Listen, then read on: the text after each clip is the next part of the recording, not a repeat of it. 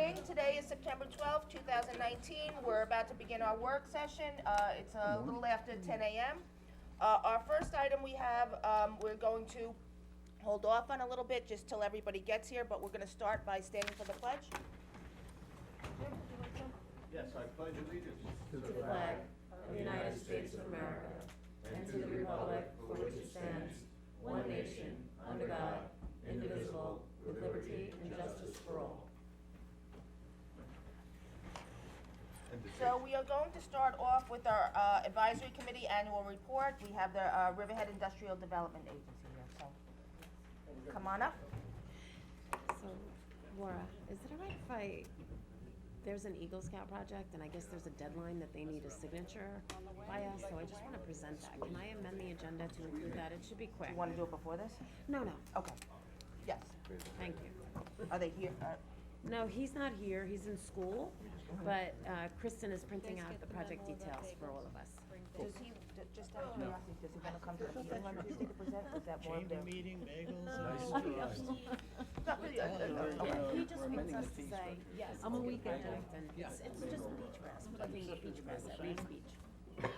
I want to see you at our next parking district meeting. We would like to have you come in and explain the parking district funds and how we can increase them or can increase them or. Yep, okay, what I'm gonna have everybody I love do it. is go down the line and introduce yourself, since we are on camera. Hi, Dick Ehlers, counsel to the agency. Hi, Tom Crusoe, chairman of the board, IDA. Tracy Stark James, Executive Director to the IDA. Jim Farley, board member, IDA. Bob Kern, treasurer for the IDA. Tony Parisi, secretary, IDA. Welcome. We have almost everybody here. Yeah, that's it. please excuse Lori, she's got conflict with work. Yeah, she tried. No problem. So we'll turn it over to you. Okay, unless my chairman wants Yeah, let me to- just go briefly in this respect that, thanks for inviting us back. It's been a while, but things go quickly. We think we've accomplished a lot. Some is still in the hopper, and some is awaiting many of the things that are obviously building in the town, but have a way to go before they get to the okay or potential okay state. So we're gonna present to you things that we think will be of interest. The major things that we've done over the last year, and a little bit more. And that, anything that you wanna ask us, we'll be happy to answer. So, Executive Director, go ahead. Well, I'll be brief, otherwise you'd be here forever. So, as you're aware, the agency has a standard of goals and objectives as outlined in our mission statement. And additionally, the board sets short-term goals every year when they do an annual evaluation. So I thought I'd provide just a brief overview of some of the accomplishments the agency did over the last year, calendar year, and kind of slides into this year because we're mid-year already. But generally, the agency role is just to remind the public and the board to attract and retain businesses, increase the level of healthcare facilities, encourage private capital investment, assist the town in the redevelopment of EPCAL, provide a range of housing options and reduce the vacancy rates, restore and enhance the central business district, assist in providing trans-orientated development and infrastructure, and all of this in an effort to stabilize and increase your tax base within the town of Riverhead and for the central school district. One of the short-term goals this past year was to increase transparency, and that was accomplished through the live streaming online on Channel 22 and the town's website, and on Channel 22 and the town's website. We post quarterly reports and project summaries on the website. We meet annually with the town board, and we're keeping lines of communication open with the school board. Some notable accomplishments: the agency and several of the IDA projects received awards over the past year. We were honored to receive the Large Project of the Year award from the New York State Economic Development Council.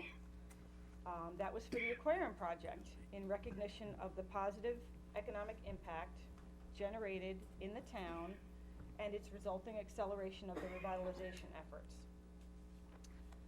If, just for the general public's edification, the project scoring was on the impact to the community with consideration given to the overall tax base growth, multi-agency collaboration, adaptive reuse of existing buildings, and tangible improvements to the neighborhoods and businesses surrounding.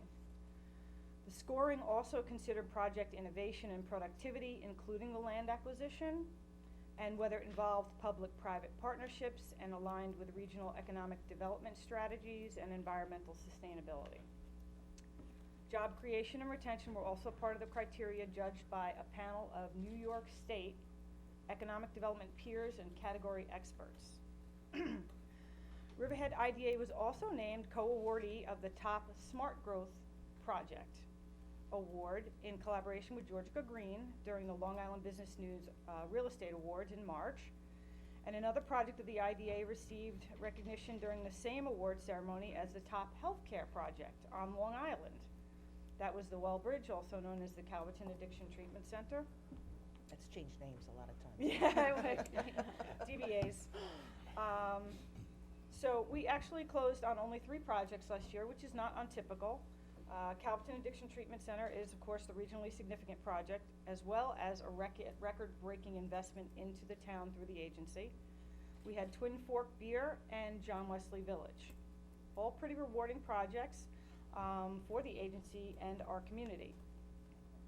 John Wesley, as you're aware, was operating as a non-for-profit off the tax rolls for 38 years.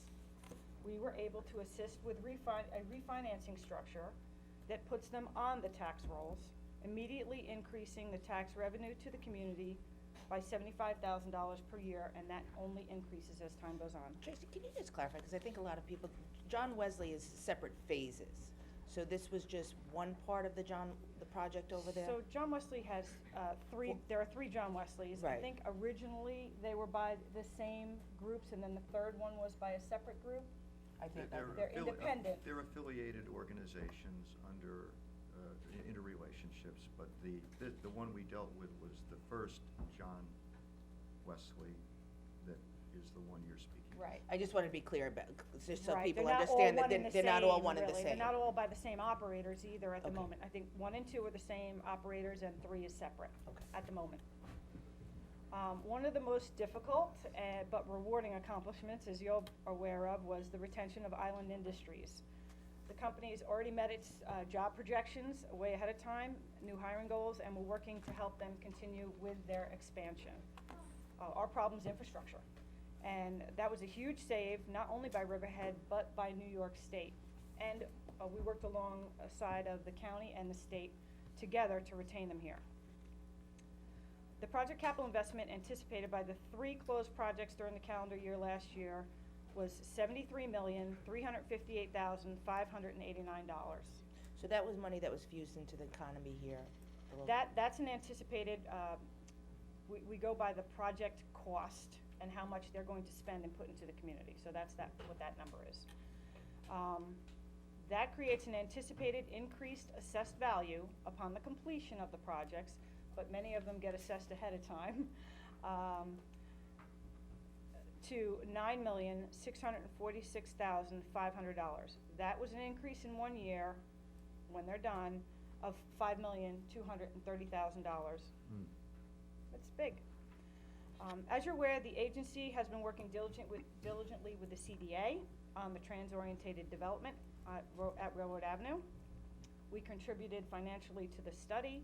We've been meeting with developers, supervisor, and it's very encouraging. We also worked together on getting the designation of the Opportunity Zone this past year, putting together marketing materials, coordinating a workshop that was very well attended. That's in addition to the Employment Expo that the agency hosts and other events put on collaboratively. More specifically, the IDA started a New York Manufacturers Symposium this last year. We are doing it again this year with New York State Economic Development Council. First time on the island. To that end, the agency applied for a grant for a new website, and we did receive it, so we're working on that as well. Lastly, and most recently, the agency is working with the Long Island IDAs on a collaborative marketing effort with Discover Long Island. I'm not sure if I had mailed these out to you, but this is the press release on that. We're very excited.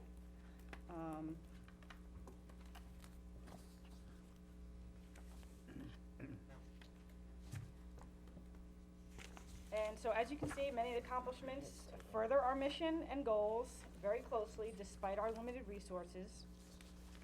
And I think that's pretty much it in brief.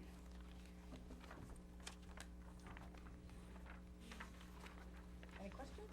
So for the, working with the Discover for the businesses on, what is that effort? So Discover Long Island was rebranding Belong on Long Island. And the IDAs, we have regular meetings together and we have been for a couple of years trying to come up with a way that we could all market together. It's very expensive, but Discover Long Island has additional resources, came up with this branding, and we thought businesses belong on Long Island. We are a very large tourism hospitality industry on the East End specifically, so it benefits us quite nicely. And we will have a website landing page on their website. There will be social media highlights of projects. There'll be lead generation resulting from a phone line dedicated for economic development. So we're trying to bring together the tourism and quality of life on Long Island and retaining businesses. And they're pretty savvy with their tech analysis. They're great. I mean, they can, if you're on your phone looking a place to go, they can tell you pretty much how close you are to the app that you're looking at or the business that you're looking at, which is pretty cool. We also did this collaboratively with the IDAs, also applied for a grant to assist Discover Long Island in putting this together. So everybody's putting in financing, and we're applying for the same grant that I had received for the website. We're applying for that, and then Discover is subsequently applying for additional grant to take it to another level after that for a newsletter and PR. Do you know which social media sites they use, which, Probably all of them, hopefully, yeah. yeah, I would assume so. I have a few questions. Sure. Don't blindside me. So- No. So I had asked the IDA board for a letter of support for the town to establish a home rule saying that if townships have their own IDA, that they cannot circumvent the town IDA and go to the county IDA unless the local IDA is asking the county IDA for support or assistance on the project. So I'm still waiting for that letter, and I hope that you're talking about it, and we'll take that under consideration, number one. Number two, we had somebody at the last town board meeting that was questioning whether or not the companies that are getting the IDA benefits, whether they're fulfilling their expectations of the IDA, and is there a clawback provision, and have any of the projects ever been clawed back? Well, historically, there have been no clawbacks that I'm aware.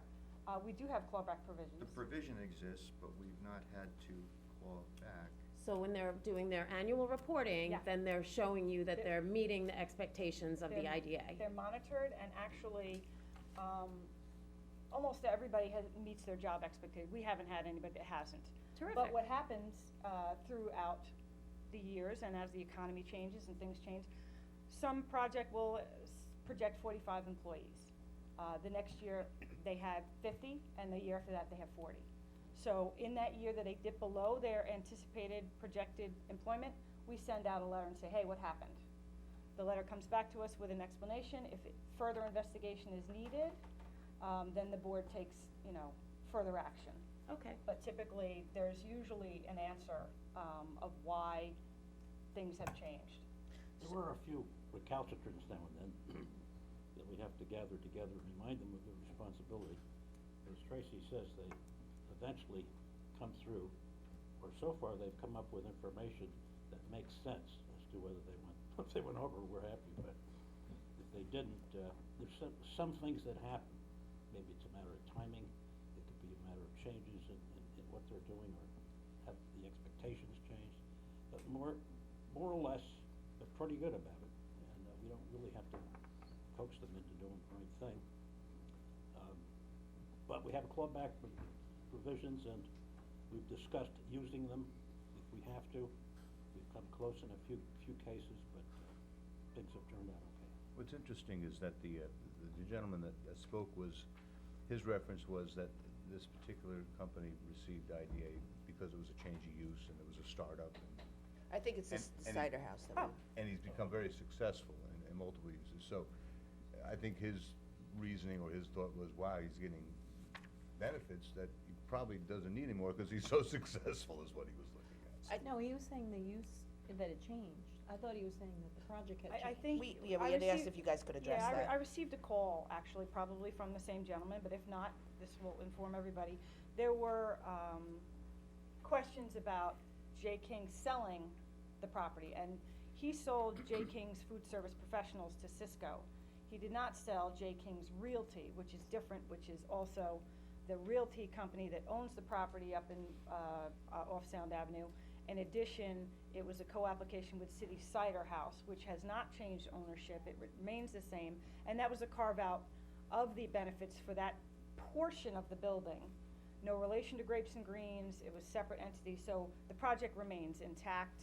So it's the cider house that would, what are the benefits Right. that they have right now? So they received, sales tax when they were building. The and cider house portion? The cider house portion only, and anything relative to building that cider house. A real property tax abatement on the property, and I couldn't recall it Okay. right now if you asked me, but only on the 23,000 square feet or whatever it was that they were building a portion to. So it was nothing to do with the processing center? Oh, yeah. Well, you mean Grapes and Greens? Yes. No, no, So that, but they had received some benefit to that prior not to- through our agency. That was Right. from the Farm Bureau. But from that's the what, state. but that's what I'm saying, I Right. think people get confused that way, so the Right. original Right. center received, $500,000, I think, Right. from the through the state. state, and then when they came in, it was for a portion of the building, Right, okay. yes. Unrelated to this Right. the city cider. Right. Well, And that clears it up very nicely. Right, so my question is, was any of the activities that were cited from the cider house taking place connected to having the manufacturing area there and the processing area there? Or is it all self-contained in the cider house If area? it's not self-contained, they don't get any benefit. Well, that's what I'm just, I mean, they won't get benefit on equipment or anything that they put outside that square footage, that site plan that we approve. Right. But the equipment was purchased for the refrigeration units with the Oh, yeah, yeah, $500,000 I grant mean- from the state for the Farm Bureau. Is that refrigeration equipment inside I didn't think No. so. No. So It's that in the has- processing It's a facility. separate Yeah, entity. it's separate. okay, That's in the Farm Bureau. Right. okay. So a couple things, I know you're updating your website, but what is on there for the public? I know we had talked about, because you still have the page, that's the project page, where the projects are, so if I'm going to look, I would like to know how many projects there are, and then, so if I know how many projects on there, then I can go look at the quarterly report from that particular project, or the yearly report from that particular project. A lot of Oh, the other, compliance reports? No, I don't have those up there yet. because a lot of So- other IDAs do put their compliance reports up there for their yearly compliance reports from the entities. I'm not sure if our resources will provide for that. I think it's just a You know, scan. Yes, it's just a scan with one person, and I did actually hire someone last year, but she took another job, so. And you have to probably redact a lot of the information, like the federal ID numbers and all that stuff that's on the but- report, But you correct? have the parish reports, so those are accessible to the public. And where they're connected on your website, there's a link? I don't know if I have a link. I See, have this to is go what I'm look. saying, it's one of the things for transparency with the public, when you're at 4, 5, 6 clicks Mhm. to get to where you need to go to, it kind of loses its ability for transparency. Well, it's difficult to So- get everything on a homepage. No, I know, but And you in do fact, have the in page, researching the you do website, have the pages there. Our web provider said you have an enormous amount of pages because of the requirements by the state for us to keep things on archived. And he goes, not only is it extremely expensive and maybe beyond our means, which is why we got a grant, but there's annual costs too. And it becomes really difficult to keep this stuff on, he said over 700 pages. Now, I don't know if that's the norm for, an agency like ours or anybody else, but, and I have to go through all that stuff and see what we can kick off and put back on, and so. Is it in a? And I didn't wanna do too many efforts But we to have the current website, because I know we're anticipating Yes. new, and I have to budget my time. But I mean, even for, how many projects do we have right now? 26, 27 If that, projects, yeah. right? So I'm just saying the information for those 27 projects, or even the location of those 27 projects, because if you go on the site, you can't tell. I know, and I wanted And I to think do- that's one of the things that the community has been Right. asking for, is to see, you know, where the projects Right. are, or even the name, be able to readily see the name of the projects. So I tried to do a Google map on ours and scan, scroll over, so it would do a pop-up, which we will do in the new website, but it was too difficult in the website I have now. Okay. So, There's a few things here, just to reiterate. First of all, our webmaster, oh, he just retired.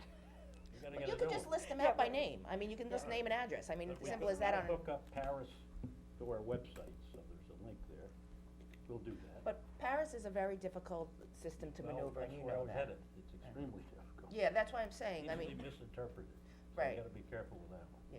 So last year you We'll came, you talk said about you were gonna update the website, which I see you've done, cause I'm We did- looking at we it. did do some, Yeah. yeah. And you're looking we did. forward to adding these additional projects, but these 26, 27 projects that are in the works right now, have they all been approved by the IDA, or are you still qualifying Yeah, them? some of these, I mean, one's 40 years old that the town gave us, Doctor's Path.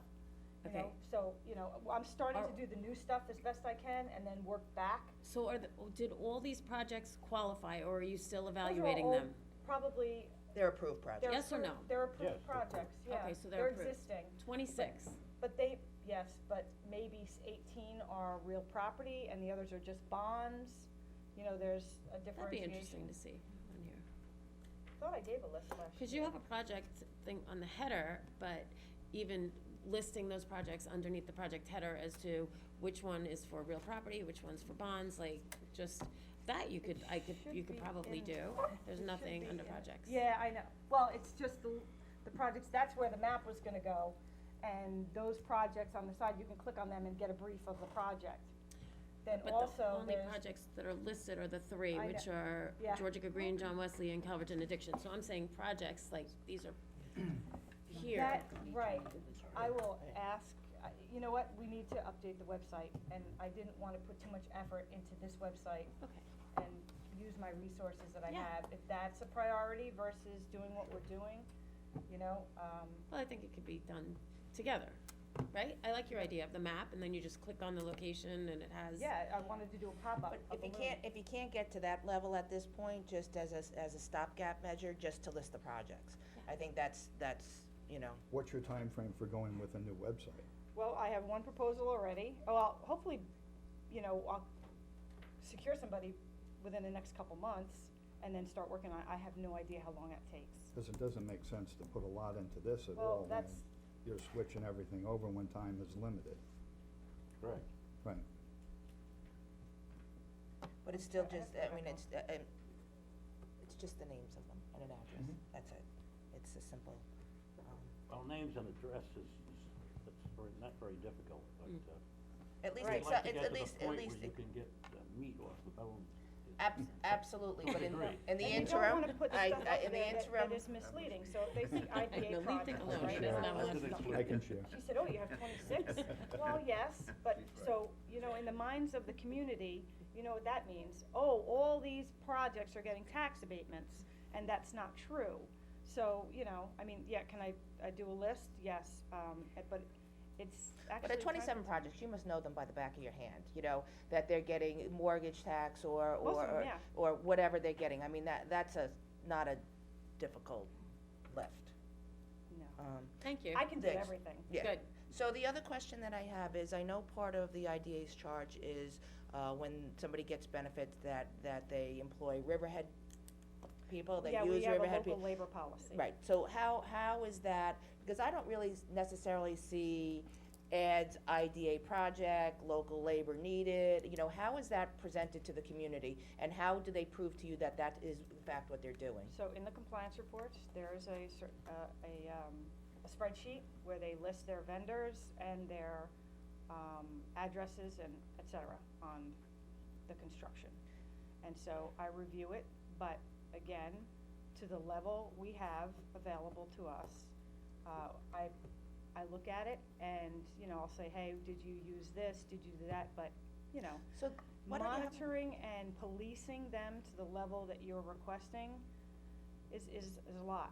Well, you know what, they're getting a lot of benefits from the community, why don't they come But to? we're also getting benefits from But them. I understand that, but why don't you just have them come and give a yearly report to the IDA. They do a yearly report. But I mean, physically come in and give a yearly report, you have it on you're filming it already, so, I mean, that would, then somebody becomes archived and someone can look at it. I mean, it would cut So- out. So you would like a presentation by every company before this volunteer board Well, I'll during tell you board what. meetings? No, I We'll mean, consider this. 10-minute report, Get right? back to Good. you, because Yeah. I'm not sure what we should do and what we shouldn't do, Right. given the scope of things that we have to accomplish. Mhm. It certainly makes sense if we can do that. As far as the appearing, we really need to talk about it. Yeah, no, it's just a suggestion for you to think about. Do you have a We do- requirement? We do what's required by the law. Do you have a requirement that they advertise in the local papers, like the town of Riverhead does when we're hiring people, that we're looking for local labor? Is there a requirement that they show you the newspaper ad, or No, there's not a requirement that they show the newspaper ad. maybe you could do that? Okay? So I'm glad you have the clawback, and I think we would use it if we needed to, correct? Correct. I think that's Um, part of law, right? That's part of. Right. Yeah, you have to. Yeah. So, and the documentation is there as to whether they're in compliance? Yeah. And- Yes. And that's Yeah. available to us to look at, correct? The clawback provision is sunsets after several years, Correct. so what's our clawback, 3 years? It's a scale of years and money and goals. So I'd be happy to show you Okay. how it works. It's not a simple and or gate. So, but my question is, are we, if we look at other IDAs, are we similar to what other IDA's clawback provision is, or is it something we could maybe beef up to last longer during the period of the benefit? My understanding is it's better than most, and again, I'd be happy to, not to Nope, that's fine. speak from memory, I'd rather show you how it works. So I just have a question back to Jody, your request for the requirements for newspaper ads. As a contractor yourself, do you put ads in the papers for vendors when you're doing a construction project? Well, it I mean, depends. that's not I mean, typically when my I- understanding of how a contractor seeks out their vendors. So when I start a new business, and I have, it's requirement that I show the state that I actually advertise the business in the local papers to see if anybody else has that business name. So it's Through the- really simple, through it's the just, MWBOB requirements? What well, requirements? the MWBE, they solicit me, so then I have to say, yes, I'm bidding or I'm not bidding. But, you know, But they who- advertise through an email, cause I'm on the WBE website for the email where they But what solicit. agency from New York makes you show them ads? That's New York State licensing. When I wanna start a new business and I Oh. say, Jody Giglio. Right, that's the public notice. Right, the public notice. So I'm just saying, it's very simple. They just take out an ad, it's $50 they pay, and they show that they ran it in the Newsday, that they're looking for local people or the local newspapers, and then they just submit the ad to you and say when it's running, and then you have it in your paperwork, so that if anybody, like the supervisor asks you, are they soliciting local labor, you have the ad and the dates that they advertised it, and, you know, you've addressed that, what you're asking of them when they're coming to you to get benefits, that you want local labor. It's just, to me, common sense, but. And not just for the construction portion of it, but more importantly, for the ongoing jobs. Oh, well, You know, I they mean, do that- they do ads, and also they work with the New York State Department of Labor, But which is a that's what I'm requirement. asking, what is the requirement to then report off for you? You know, we have 45 jobs, you know, 35 of them we advertise locally for, and we hired 35 local residents for those jobs, because the whole point of this is economic and job creation. So how do we then show that the partnership that we are having with these businesses is then supporting the residents of Riverhead for jobs? So within our compliance report, I do have a section for zip codes, and I do request, and they certify. I mean, there comes a point where I'm not doing an audit of these, I'm not at a level to do an audit, nor do I have the authority to do an audit. But we do request, and they certify with a notarization, how many employees in the certain zip codes, and then there's spaces for zip codes out of town. So we do have those numbers. I have not compiled them in a spreadsheet. I look them over, and I would say largely they're in Riverhead or the local surrounding area, which is, but we're also thinking regionally, so anything on Long Island is good for me. Perhaps the board thinks differently. Well, that's one of the things we'll do, certainly is discuss this as a board, with our executive director and see what we think we can and can't do, and which, it'll be down to what makes the most sense without spending a heck of a lot of time on it, because there's a lot of interest and it's necessary. So we just need to have that discussion, because we remain a one-woman band, the executive director, and we must get an assistant, another assistant, which Tracy is working on diligently, because I ask her about it a lot. And then we have to decide what can she give to the assistant, obviously, and take some of that load off her so she can do the more important things. And no offense to the assistant, but what you do is direct the IDA. So And we need to discuss that, the website, the local labor thing, and quite a few other things that we expect to go from. First of all, this is an organization that when we got started, we had our first meeting, the website, and I would agree, was a website in name, didn't have a heck of a lot on it. If you look at it now, it's a heck of a lot different, Yes. but it still needs some more. Gradually, we'll get to that. So, Paris, that's a slippery slope. If you put Paris in there, you're gonna get a lot of people confused, would you say? You're gonna get a lot of phone calls. Well, that could be true too. We don't, that's okay. So, So, I we'll agree be- with. We'll get back to you on this, certainly.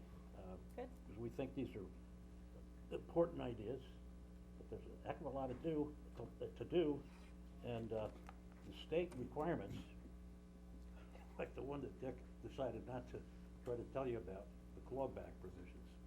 These things are really intricate. I don't know who dreams them up, but they're not like 1, 2, 3, that's your clawback rules. They take pages. And you gotta be very careful as to what you're doing and what you're not doing, would you say? So, a couple things, if you need help and assistance to try and find an assistant, we have, our personnel department here would certainly be able to help you. If you need a job description written up, or, avenues to advertise, I know we've used Indeed sometimes, we've been very successful with that.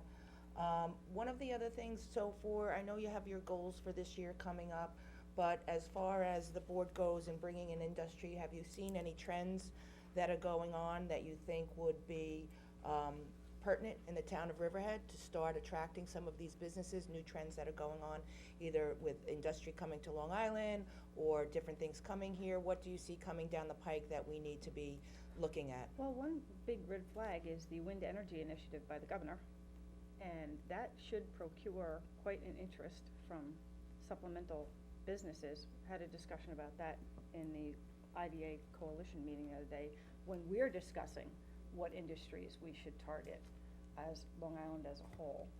And of course, pharmaceutical, Is Farmers still coming here? yeah.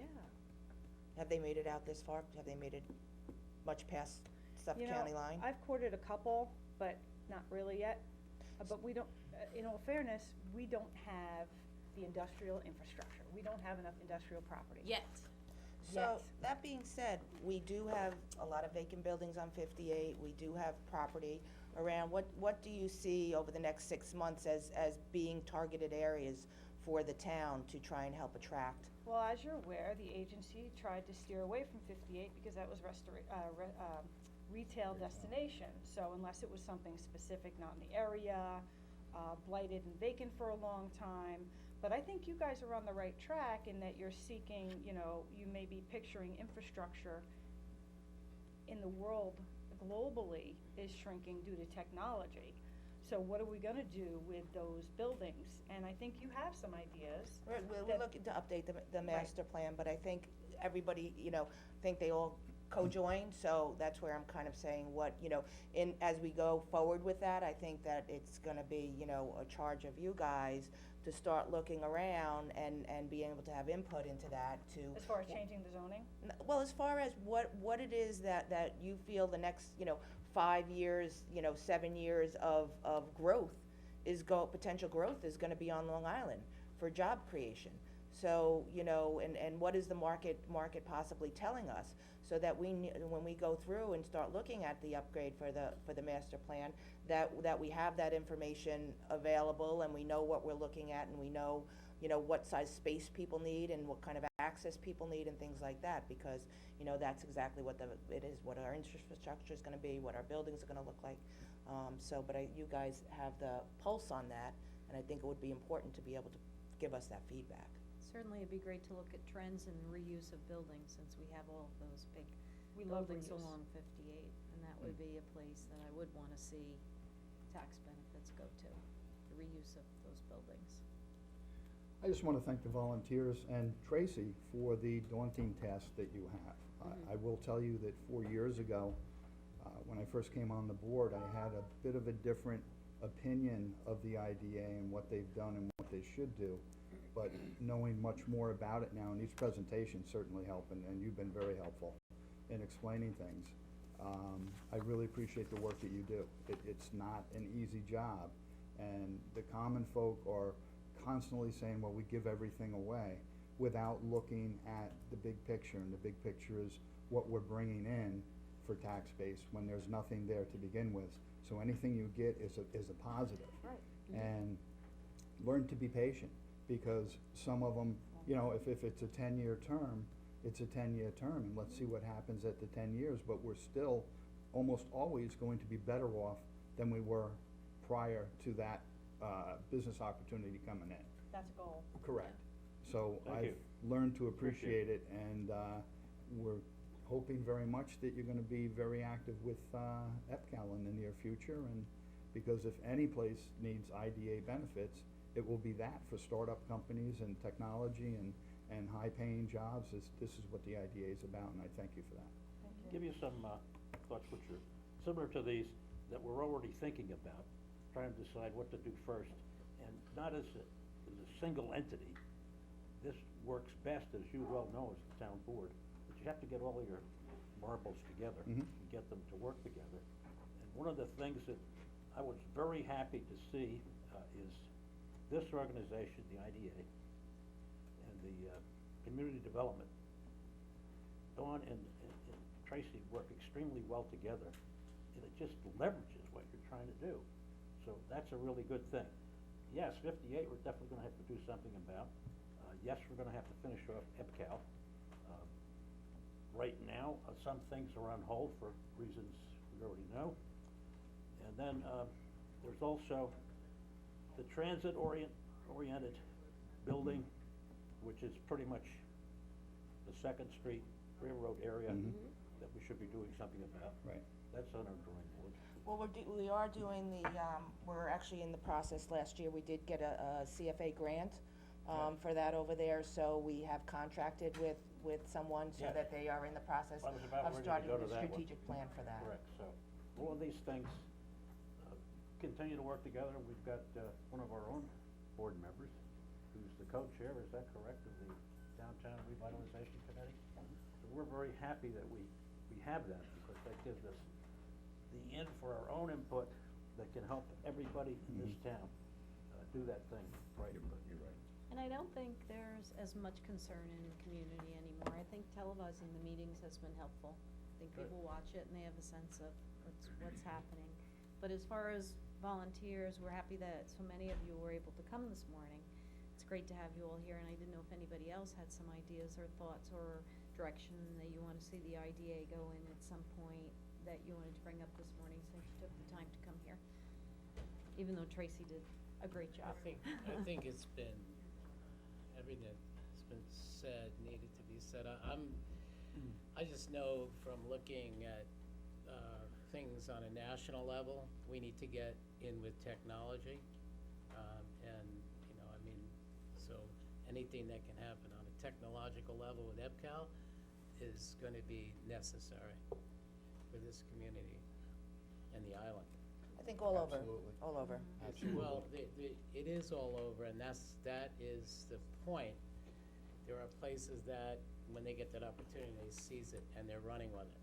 And so, that's what I'm talking about, we need to seize that opportunity as soon as possible, because there is so much competition for those kinds of opportunities, they don't wait around. Well, I can tell you that, just from sitting here forever, that I have a comfort level with the IDA, I always have. I've never bought into the political giveaways and all that, because I knew it was all fluff, but I have a comfort level with you, and I know that there are reporting standards that I've gone over with you, and so I have a comfort level that you're doing the right thing, and that the monitoring's there, and that local jobs are there. I'm not worried about that, so, I appreciate your diligence, and your committee is unbelievable, really. I mean, I've sat on a few of your meetings this year, and it's top shelf, it really is.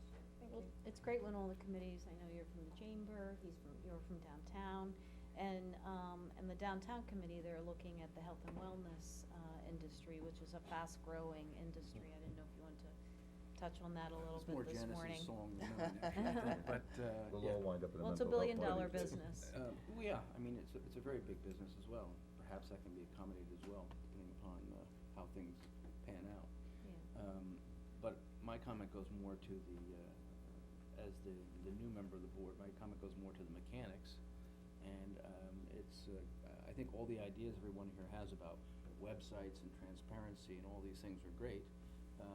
But there's a heck of a workload, even with independent consultants, to get that model, which is a 1, 2, 3, 4 click, here's the information you want. There's a heck of a legwork that goes into just creating the transparent message, let alone loading it on a website or feeding it to, shall we call, interconnected websites. So, I think the agency is constrained in many ways by virtue of its size and what can be done. So we were trying to address that. We started discussing that actually last week or earlier this week in terms of how we get more support to Tracy to address all these things. And the grant towards the website is one step. Finding the assistant is another step. But it takes a bit of time to put that all into place.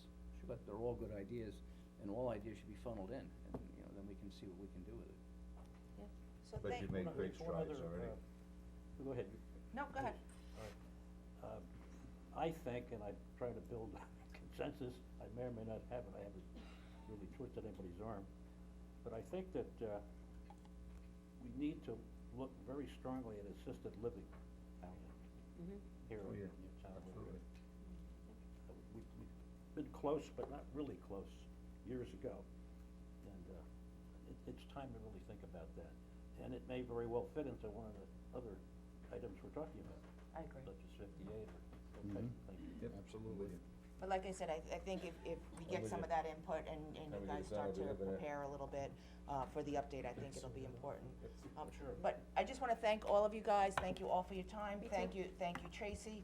And I think, as everybody said, I think having these meetings and having the conversation, I think does help go a long way to sort of dispelling some of the, confusion that comes with the IDA. So I think, the website updates that you have made are terrific, and I think if we just keep progressing, in that manner, I think it, benefits all of us. Yeah, So- and I'm happy to say that in the 2019 budget, I've been told by our chief financial officer that we have $1.5 million more coming into the budget as tax Thank you. revenue Correct. from IDA projects that have met their threshold, and now they're contributing taxpayers. So $1.5 million is a We lot have of couple- money. We have a couple graduating at the end of the year. Yeah, and then, is anybody taking advantage of the opportunity zone? Actually, we do get quite a few inquiries, and there are things mulling around, even existing properties that have said, hey, can I Reinvestment? improve my, yes, which is great. It's a self-monitoring, self-implementing program, so there won't be a way for us to really know who's using it, whatever, unless they tell us. Yeah, But definitely a lot of inquiries, definitely, I know that developers have come in as a result of the Opportunity Zone being here, so it's good, but again, there's like a clock on this. Okay. So it's been great, yeah. Well, hopefully they'll extend it out another year. We're gonna try and have another, interestingly enough, Dawn and I attended another Opportunity Zone seminar, and contrary to the first one where they were focusing on real estate, it is now, the new regulations have opened up a much greater door for businesses themselves to take advantage, not just of the real estate, so that's very encouraging. And, Dawn and I talked about having another workshop, but again, it's, getting the time to pull it together and that, so we'll see what we can do. All right, very good. Thank you. Thank you all very much. Thank you, folks. Thank you guys. Get your Boy Scout up here. Yeah, well, that would be last Good to on the see you. agenda. Bunch of people Thank here, you. but Good to see you. See you next time for a proclamation. Thank you. Thank you. I will personally get back to you. Done. Okay, thank you. Thank you, guys. And, you know, I didn't say, but thank you for the town's work. Appreciate here. it. Thank you, Bob. With Thanks. us I really thought it with was settled. economic development. I'll get back. Now it's Thanks, over, Jim. so. Thanks for your support, I appreciate it. Joey has to get answered. Appreciate Thank you what very you much. do. Thanks. Have a nice day, Thanks, Nick. Supervisor. How are you? Good to see you. I'm just gonna Have a do nice East day. End Disability. Yeah. Yeah, sure, we can save mine till the last. At this time, we're just gonna do a proclamation for East End Disability Associates. So if you guys, do you guys wanna come up, or? Yeah, let's get to the agenda, we'll do the Eagle Scout project last, because we have all these people here waiting for their presentations and stuff, so. Right? Come on up, I want hugs from everybody. Come on.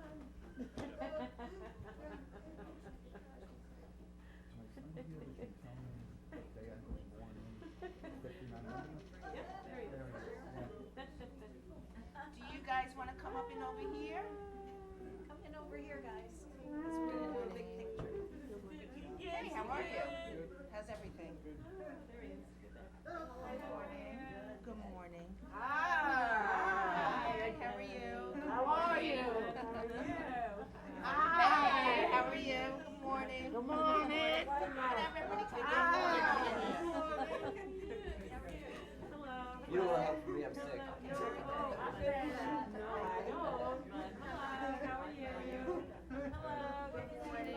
How are you? Hello, how are you? Good, good. Hello, hello. Hello, how are you? Hi, good morning, how are you? Hello.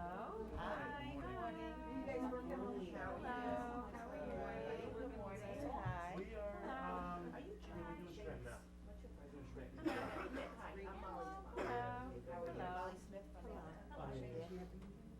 Hi, good morning. Hi, how are you? Good morning, how are you? Morning, everybody. Camden, you want a hug? And then we'll face this way.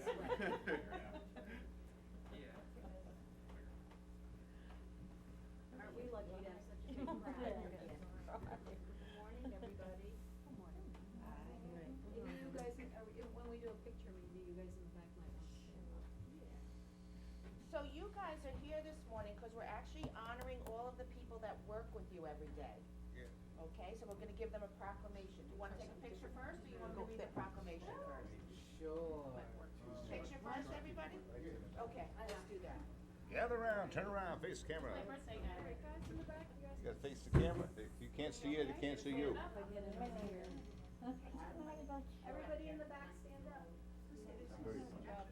Here, let's face this way, we're gonna face the cameras.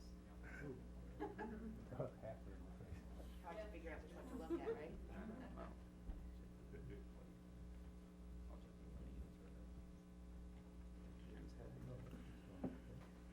Put that dumb camera down. You do one angle. Get to that chair, move that chair. Got it. You want this, oh wait. There's no way the people in the back are gonna, unless you really want to hide. I got it. That's it. Come up a little bit in front. Sure, people in the front. Do you wanna take two? Sure, I don't care. That might be easier. I can take 10. Change places. I have a website. Unlimited news hole. Yeah, come on up here. You get the gist. Well, you know what, we're gonna have you switch right here, and then we're gonna have you come, there you go, I think everybody's in there. All right, more or less. Yep, we have one straggler in the back there. Come on, Laura, you gotta face the picture, you're killing it. Hold on, She's busy. Oh, no, she won't. She's worried about organizing, which is great. Takes her job seriously. That's true. That's true. Not about her. Okay. All How's right, that? we ready? Ready? All right. Everybody smile, say cheese. Everybody look this way. all right, hold on, look up here. It's as good as it's gonna get, I guess. All right. Thank you, Jim, for that. Did he stick out his tongue? All right, we're good? All right, I'm gonna read the proclamation now, everybody, you ready?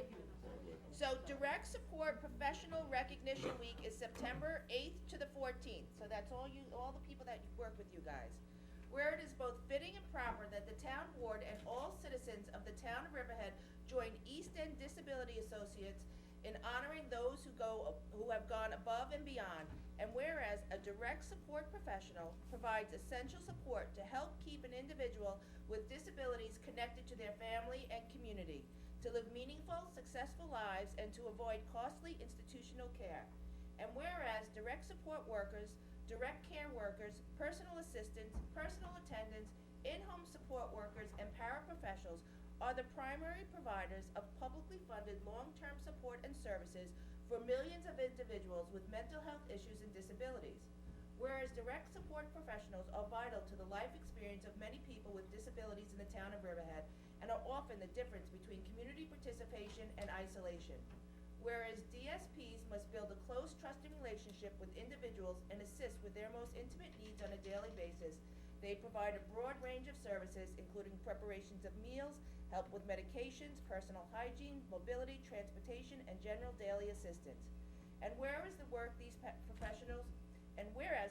these professionals is essential to allowing individuals with mental health issues to live successfully as part of their community, and also enable these individuals and their families to avoid extended, costly care. Let it be known that the Direct Support Professionals Week is an opportunity to recognize the important work of those who ensure inclusive environments with equal access to all.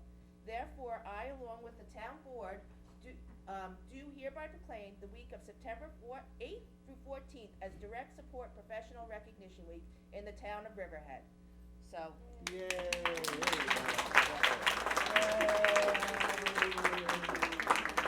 you guys, thank you all for being part of our community. I know you guys help out a lot, and you're always here. I know you're over at the Henry Pfeiffer Center, which is part of one of our town facilities, and we're so glad that you guys are over there and are doing a lot of things and working in our community. So thank you guys all so much. Thank you.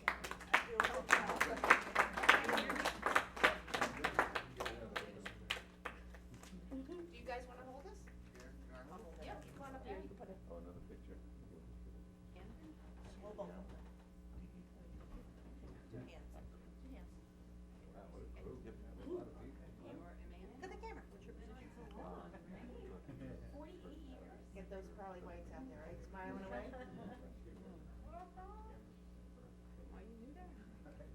All right, guys, both hands. Have a good day, everybody. You too.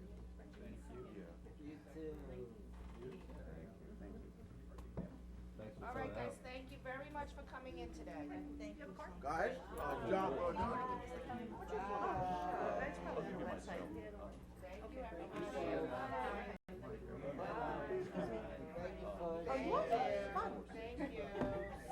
Thank you. Thank you, guys. Thank you. Thank you. You got in the picture, I saw you. We're good, thank you. Bye, Nick. Jim's good.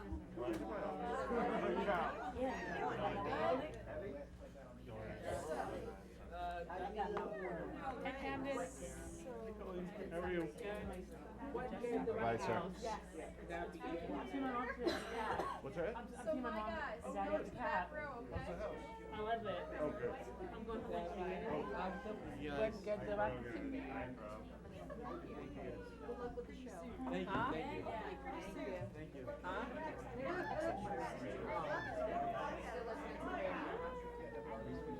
What's that? Oh, did they? Okay, all right. All right. All right.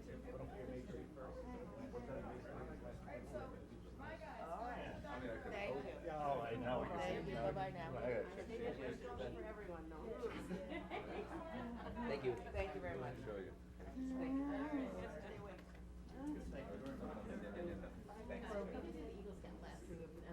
Okay, okay.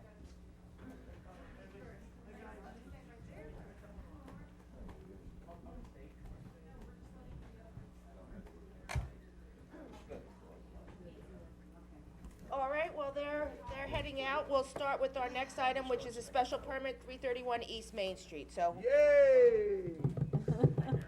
They've been in the front rows. can't, whose is this? Not yours, obviously. Hi, Mr. Cat. Hello, How are you, sir? Gentlemen, Good how to see are you you? again. Good to see you again. Hi, how are you? Surprising to see Hi. you again. Nice to see you. Hello. Good job, Jim Wooten. Hello, how are you? Rosa, good to see you. How are you? Hi, how are you? Jeff Murphy, nice to meet you. Nice to meet you. I don't think we've met. Are you here for Keith? Oh, yeah. You're Tim Hudson. Hi, how are you? You should be sitting towards the center. Stir it up. So we do tape our meeting, or we actually live stream our meetings and then they go on, so we'll just have everybody. Mr. Murphy. There's more chairs if you need. I think there's one more down there. I'll sit over here, I guess. Sorry, we need you. That's Jody's, yeah. There's more chairs. John, do we need We've another? got chairs all over the place. Tons of chairs. You got my chair. Yeah. You got black You got my chairs chair. there. How many lawyers does it take to figure out the chairs? Oh, nice. We got a bunch You here. said. I'll stand. You know what, Brett? There we go. We're good. No, that's good.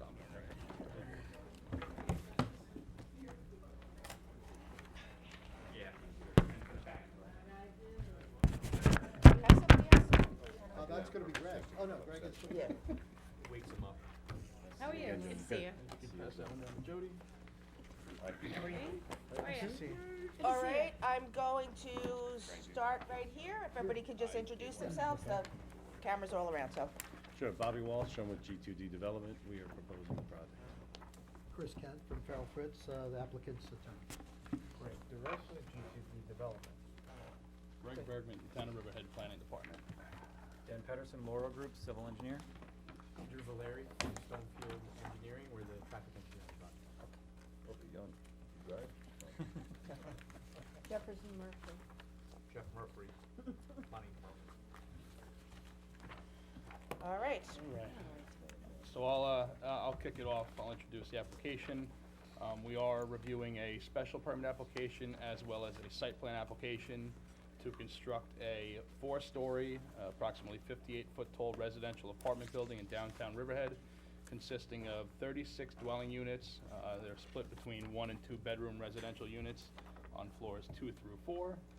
The project proposes a 735 square foot rooftop patio area for the residents of the building, as well as a screened ground level parking facility with 33 parking stalls located under the building and 4 additional stalls located to the south of the building. The parking area will be screened via architectural elements that are incorporated into the building. We do have some colored elevations just to pass around to the board so you can see what we're looking at. Colored. Pretty. I don't know, you wanna, Yeah, I brought one too. do you guys have one to share there? Well, if Mr. Rubin's willing to share. All right, so, yeah, there will be 4 additional stalls located to the south of the building. The project also proposes 2 display windows along the frontage with Main Street, which can be used for displays for local nonprofit organizations, such as local art or cultural groups, Farm Bureau, et cetera, as well as related site lighting, drainage, and refuse collection areas. The reason this project requires a special permit from the town board is because it is proposing a lot coverage of 89.1%. Pursuant to Town Code Section 301-246, the town board may, by special permit, allow within the Riverhead Public Parking District a minimum front yard depth of 0 feet and/or a building area of up to 100. So because it exceeds the 80% as prescribed by the Town Code dimensional regulations, that's why it's in for a special permit. The proposed action is a type 1 action pursuant to Town Code as well as SECRA, with mandatory coordinated review being required among involved agencies. Staff recommends and will have a resolution at the next town board meeting to classify the action as a type 1 action, as well as request lead agency status for the town board. Items that have been preliminarily identified as having potential environmental impact, which must be studied under SECRA, include visual impacts, consistency with the surrounding area, traffic circulation throughout the site, impacts to the Riverhead Sewer District, Water District, School District, potential impacts of pile driving and vibration to nearby historic structures, as well as the need for any construction areas within any town-owned parking areas. The subject parcel identified as tax map number 600-129-4-15 is a 0.36 acre parcel located on the south side of East Main Street within the Downtown Center 1 zoning use district. Site presently exists. It is improved with two-story buildings, one which has frontage on Main Street and was most recently occupied by a Subway restaurant, and a building which is located further south near the western property boundary, which fronts on the town-owned parking lot, is presently occupied by a barber shop and hair salon. All the commensurate fees for both the special permit application and the site plan application have been submitted pursuant to the town code. The applicant did submit, the board has been requesting a applicant-prepared narrative demonstrating how the special permit application complies with section 301 through 312 of the town code. They enumerated the list. I don't feel it necessary to go and read through every one. But in summarizing, the project does generally comply with the purposes and intent of the DC1 zoning district. It does foster a walkable Main Street. It does incorporate architectural elements. It does not pose any negative impacts to any schools, churches, places of assembly, etc. Churches could use it. Yeah, correct. The building facade that is currently being proposed consists of metal panel systems, aluminum railings, a V-line panel system in a beech oak color, as well as synthetic stucco material. As you can see from the color elevations, there are some nice changes in building materials, some articulation through the building. There are patios on the 4th floor for the residents. It's a very nice looking building. The project will be referred to the landmarks and the ARB for their input and their comments. Now to some of the site plan issues. The building entrance. As it's currently being proposed, the main building entrance is going to be along the western elevation of the property, which comes off the town-owned parking lot. The frontage along Main Street currently serves as vehicular egress from the ground floor parking area. That will only be an exit in the current site plan. It is not proposed as a two-way entrance. Now, pursuant to the town code, there are supplementary guidelines within the DC1 zoning district. One of the guidelines states that the principal building entrance and front shall face the primary street frontage and sidewalk. Secondary building entrances on the south side of Main Street shall face the Peconic River front. Now, these are guidelines. Section 301-143 states that the design, buffer, and parking standards listed in the provisions below are intended as a guide for measures or improvements in parcels in the zoning district, and the word shall recited in the provision below, with the exception of subsection B1, which requires adherence to the parking schedule, is intended to obtain compliance with the provisions to the extent practicable as determined by the board. So the town board does have some discretion in allowing the entrances to be modified from the Main Street frontage. Some things the board would want to take into consideration would be the general layout of the site. I believe it only has about 64 feet of frontage on Main Street, where it has approximately 250 feet of frontage along the town-owned parking lot. Staff generally does not have an objection to the egress being located on Main Street, but there are some safety issues with it, which I will detail further on in my report. The way the site's laid out right now, you have ingress and egress through the southern side of the building. You have two-way traffic up to about the halfway point, and then from there on, it would just be egress through the Main Street frontage. Too fast. So they have on the site, the best way to illustrate it is on that second page of the site plan. The southern building elevation will serve as ingress and egress from the site. Okay, I get it. So into the back parking lot, they'll be going in and Yeah, out. they'd be going Right, in. you said the front was 64 feet. Yeah, the front, well, no, the frontage, the site Right. has about 64 feet of frontage on Main Street. That was not, I was not referring to the width of the exit. You have it? Yeah, that's actually it. Has this gone to the Landmarks Preservation Commission and Architectural Review Board yet? No, it has not. Okay. The general, I believe the board wants to see the project first before the ARB and the landmarks. Because what's been happening is some projects have been modified before the town board even gets a chance to see it. Feel it's appropriate for the town board to be able to see the building provide their input before boards who make recommendations go and change projects. Right. Because I know on Peconic Crossing, one of the, things that the Landmark Preservation Commission had is that they didn't want, is the entrance to the underground parking or the first floor parking, is the entrance off of Main Street? No, the entrance will, Exit is. the exit is off of Main Street. Entrance will solely be through the southern elevation of the building.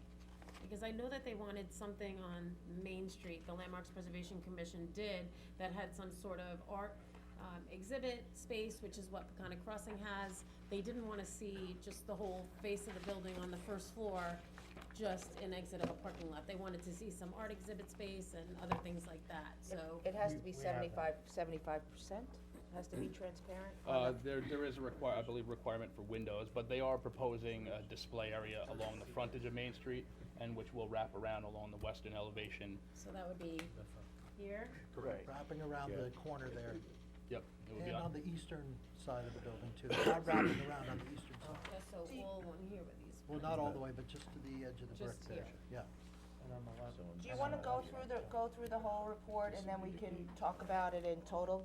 Yeah. Jody? Yes. Would that be, Okay. okay? All right, go ahead, Greg. alright, so the applicant has provided the color renderings that you see. The one recommendation I have is that the renderings should be revised to include the proposed, garbage dumpster located to the south of the building, so that they can properly contemplate the visual impacts. And it should also show the building in relation to the existing streetscapes on Main Street, so that we can accurately identify that. Once those revised elevations come in, those will be referred to the ARB and the landmark, so that they can make their comments. So the streetscapes include the other surrounding buildings? That's what the boards are looking for also, so you're Well, you aware? got Salvation Army on one side. Salvation Army, then you've got, I believe, to the east, you've Another got block the building.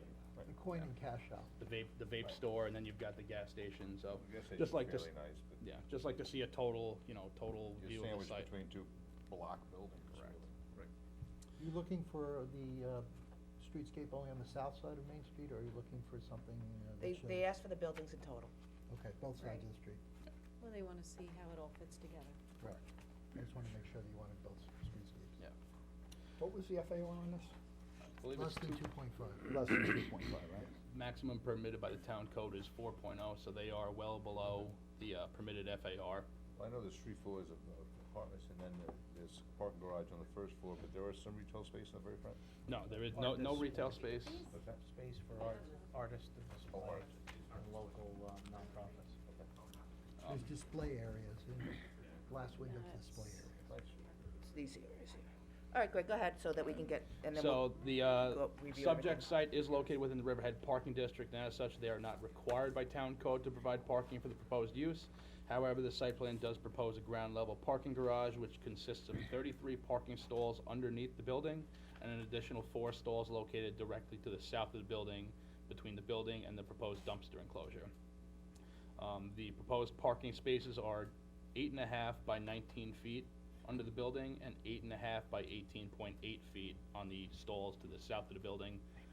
These stalls do not meet the requirement of the town code, and as such will require relief from the zoning board. I looked through the code, and even though the parking spaces underneath the building would solely be, I'm assuming they would be residential parking only, they would need some sort of pass, so in a sense it would be private. There is no mechanism in the code which allows the town board to sort of give any discretion on requiring relief from that. A question on that. Are you going to be asking for money in addition to the rent in order for people to have those parking spaces on the lower floor, or is that going to be No, it's one? included. It'll be included in the rent. Okay, cause I know that some of the other buildings are charging rent for the parking spaces on top of the rent, and those spaces are not being taken up, but other spaces in the parking district are. Yeah, I think that's a business decision for you guys. that's not how. Yeah, but if they're gonna be providing parking for the building, which is what we're looking for them to do, so that they're not taking up other spaces in the parking district, I would hate to see their spaces Correct. empty because they're charging money for them, Yeah, and we other want every- spaces in the parking district being taken up Right. from the people that don't live downtown. Yeah, we want everybody that's living here parking, On site. parking on site, and then visitors and guests, Fine, you know, on a Mhm. Yeah. periodic basis. great, So that's why we don't charge. great, thank you. It's Worth noting, these are proposed to be market rate apartments. They are not proposing any affordable housing, so they will be market rate. Very good. Based on the proposed build-out of the site, the applicant must provide details of where materials and equipment will be staged during construction of the building. Some things that must be considered, will there be a need to stage materials and equipment within the town-owned parking lot directly adjacent to the subject site? If these temporary construction areas are required in any portion of the town lot, an agreement must be established between the town and the applicant should detail the duration of construction, so that these can be considered. As I said, with the traffic flow, consists of ingress and egress through the southern elevation of the building, which allows traffic to pass through the building to an egress only on Main Street. In my review of the project, I did note that the egress on Main Street appears to be directly adjacent to the public sidewalk on Main Street, which could present a safety hazard to pedestrians. Basically, it seems as though the gate would open. In order to get visibility coming out onto the sidewalk, the hood of your car would almost need to be like. There's a curb cut there now that people come up and down all the time with the apartments in the back there. It's like that. Yeah, there is a two-way I mean, they are proposing more intense, so there would be more traffic coming through. I believe there's only 3 or 4 apartments up in those buildings, so it would increase the intensity. But they also, People in each apartment. correct, but that existing curb cut, there is some visibility when you come out. Whereas now, if the gate opens, you need to put your hood out into the street. The building would inherently kind of block your view, so, that's something that should possibly be. Can I speak to that a little Yes. bit? Alright, so, and we did look at that, and if you feel that it is a significant safety concern, we can reroute the traffic back through the end of the lot and close that entrance and create more window space if you feel it's a concern, a safety By the way, they're not concern. gonna be able to hear you. Yeah, there's just a mic here. Yeah. So there would be no exit, you would get rid of the curb cut there, there'd be no entrance and exit on the front, on Main Street? If you feel like it's a concern, we will address that. Okay. My only concern is that, and I'm down there a lot, is you're actually moving the curb cut that's there now for the apartments in the back that come along the side of the stationary store and the subway. You're actually gonna be moving that a little further west, so it's gonna be probably more visible, coming out. I know it'll be probably a wider It curb would cut. be you would enter the parking area from the back. Right, so it's just coming out on the Main Street, So you'd have it's your market entrance to the rate, building I mean, on by Main 8 Street? o'clock in the morning, it's There would be quiet. no entrance. There would be no parking entrance on Main Street. Okay. Main Street would be flagged with window space for, nonprofit Okay. use, so. And you're gonna move the angled parking to the other side, so that it's not gonna be angled parking that against was the building? contemplated. That's the Correct. proposal. That's the proposal, yes. Okay. But Jim, you're talking, your, That's good. your comment is, it doesn't Yeah, create should get a that few big more a spots. problem Yeah. if we exit out onto Main Street, because I there's an existing I curb personally don't cut. think so, I mean, you're right, you're coming Well- out onto a sidewalk, but Can we, Right, can you we, are- can we discuss it in totality, so if we could just let Greg Right. get through his, Yeah. As Mrs. Giglio stated, the What was that? application does propose reconfiguration of the town parking lot. Right now, they have the angled parking along the eastern side of the town parking lot. Those parking spaces would be relocated to the western side of the parking lot, and the applicant would perform the necessary restriping as appropriate. The reconfigured parking would maintain the 60% parking angle and the 18-foot required drive aisle as prescribed by town code. The site plan also does propose to reconfigure the existing parking area located to the south of the subject site. Again, all parking spaces would maintain the 60-degree and 18-foot park drive aisle. It's noted that as a result of the proposed reconfiguration, there will be a net gain of 1 parking stall in the town-owned parking area. It appears that this is achieved by removing an area curb just to widen the turning radius on the southern terminus. So, that's a benefit to the town parking district. The only recommendation I have with regards to the parking area is that they should include a new handicap accessible ramp at the relocated parking stalls on the westerly side.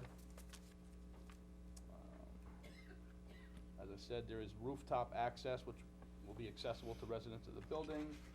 Contains a small rooftop lobby, an elevator, stairwell access, and a gazebo with a 735 square foot occupiable space. The town board should consider if there's any additional restrictions appropriate for this area, if they're gonna be playing music, noise levels, whether it will be any public availability of this open space. I did note during a site visit, there is an existing drainage inlet on the northeast corner of the subject property. Now, the inlet is shown on the survey, but the site plan does not show this inlet. I looked through our GIS system, I didn't see anywhere that this drainage inlet was connected to any other systems, but that will require some additional research on the applicant's part to identify if this is part of a larger drainage network, and they'll need to address that. Mystery drain. Yeah. That's a Sesame Street. As far as the floor plans should be revised to include the size of the proposed dwelling units in order to properly calculate the sanitary flow for the proposed uses. As dwelling units between 601 and 1,200 square feet are ascribed a sanitary flow of 225 gallons per day, and units more than 1,200 square feet are ascribed a sanitary flow of 300 gallons per day. They're 1 and 2 bedrooms only? Yeah, there are 1 and 2 bedrooms, Okay, a that's- combination. There are no They're gonna- no they're gonna- studio they're gonna apartments. be 1,200 square feet though, It needs clarification. They'll need it for sewer department, water department, as well as Suffolk County Health Department. Bigger than my house, 1,200. The color, as I stated, the color renderings do not show the trash enclosure. Now, there is one discrepancy I noted between the architectural drawings and the site plan. The architectural drawings indicate a standby generator located to the south of that parking lot, but the site plan does not mention it. I'm not sure if that's actually being proposed or if that was just part of an earlier We'll take it iteration. up in our comments. Go over the display windows, question of how these display windows will be utilized and if it requires any sort of approvals from the town, if they're doing any sort of switch outs on it. Site plan does propose a natural gas connection. I'm unsure how the current National Grid moratorium is gonna impact that project if they have gas availability to the site. And that's something that the applicant should coordinate with National Grid as soon as possible. In terms of the trash enclosure on the southern side of the property, indicates a 14-foot by 7-foot trash enclosure surrounded by a 6-foot high stockade fence. The only recommendation on this is that in order to create a more cohesive site design, the trash enclosure should be screened by a wall system which echoes the design of the building rather than just having a simple stockade fence. I think that would just help create a nice, tight, cohesive site. The Pretty high end to me, I don't think they're gonna put a garbage can. Exterior lighting, they are proposing 15 LED recessed lighting fixtures in the ground level parking garage and 1 LED wall pack on the southern elevation of the building above the garage entrance. All fixtures comply with the color temperature requirements, sound code, they're dark sky compliant, and they comply with the maximum permissible height. I did note that on the color renderings, there do appear to be some lighting fixtures on the Main Street frontage of the building. I'm unsure if those are just put just for an artist rendering or if they're actually proposing some lighting on Main Street. That needs to be clarified and the plans should be revised so that they are consistent. The applicant should also indicate whether there's any proposed lighting fixtures in the rooftop patio area. In terms of FEMA compliance, the applicant must demonstrate that the building will comply with FEMA flood zone regulations, and if piles are used, they must demonstrate the types of pilings, and we may consider the potential vibration impacts to the nearby historic structures. Got a bunch of comments from the town engineer, mainly relating to drainage. Got comments from the state DOT, that has to do a lot just with the access and with the types of materials that they're using. They were calling for a lot of signs out there. Yeah, and that's standard for any first round of No. DOT Yeah, comments is significant. Fire marshal had some comments, significant ones coming out of the fire marshal's office, with at the gates for the entrance will be required to conform to the town code for emergency access as well as international fire code. The 16-foot access lane onto East Main Street shall be designated as a no parking zone with signage. And the screening around the garage area needs to be clarified. There were some concerns if they were gonna be open grading, if there was gonna be any ventilation issues. For the garage area, you With mean? vehicle exhaust. And what, do you have it slotted? It's open air. Architecturally screened, but allows air to pass. Suffolk County Planning Commission considered the site plan application to be a matter for local determination. It will require either a permit or a letter of no jurisdiction from the New York State DEC, as it is located within 300 feet of a tidal wetland buffer. as well as Town of Riverhead Conservation Advisory Council because of its location in the tidal wetland buffer. With the 89.1, over the 80% large coverage, what's the amount of total square footage that's So- increased? So the extra 9.1% lot coverage equates to 1,429 square foot of lot coverage, which when you multiply that by the number of floors, if you include the rooftop, it's approximately 5,700 square feet of extra gross floor area ratio. There was also the question of an easement onto the town property to the south for the ingress and egress. I spoke with the town attorney. While it may not be required, he said that it couldn't hurt. He would probably recommend getting an easement just to preserve their rights to cross in and out of the property in the case that that southern parking lot ever gets developed in the future. Yeah. Right now, there are no plans underway to develop it. There are no studies. So it would strictly just be a very forward-looking thing, which we would recommend that would be That a makes sense. condition of approval. And it's town or parking district for the whole thing, you know? I believe it's parking, town. I believe it's the Riverhead parking, I'm not sure. Okay. I'll confirm that. I think it's The whole town. thing. So just a couple of things, that's the end of your Yep. we were waiting. Well, I'm working with the downtown committee, and so we're looking for buildings that are inviting looking and draw people in. I do like the look of the building. I like that, the size is broken up with all the different, is the architect here? No.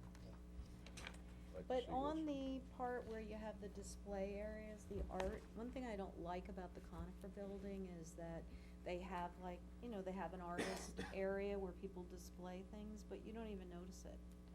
You can't even see it from the road. So I'm just looking, where would the artist area be on here?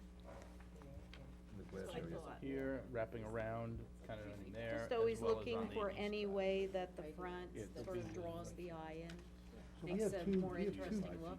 Essentially, they're frontage on two roads. Mm-hmm. You have Main Street frontage, but the fact that it wraps around and you have a corner of the building that Mhm. faces the Public parking. sidewalk and the public parking, I think your eye will be more drawn to it since you have the open aisleway for roads to come in. Then the corner of the building will have a wraparound window. I think your eye will be more drawn to Well, I also think that. at Conifer, if you go by there when you're going home, it's the glass too in the windows. You Yeah. can't even see, I mean, I wanna be driving by and say, oh my God, look, I wanna go in there, I wanna stop there, cause I could see all the artwork.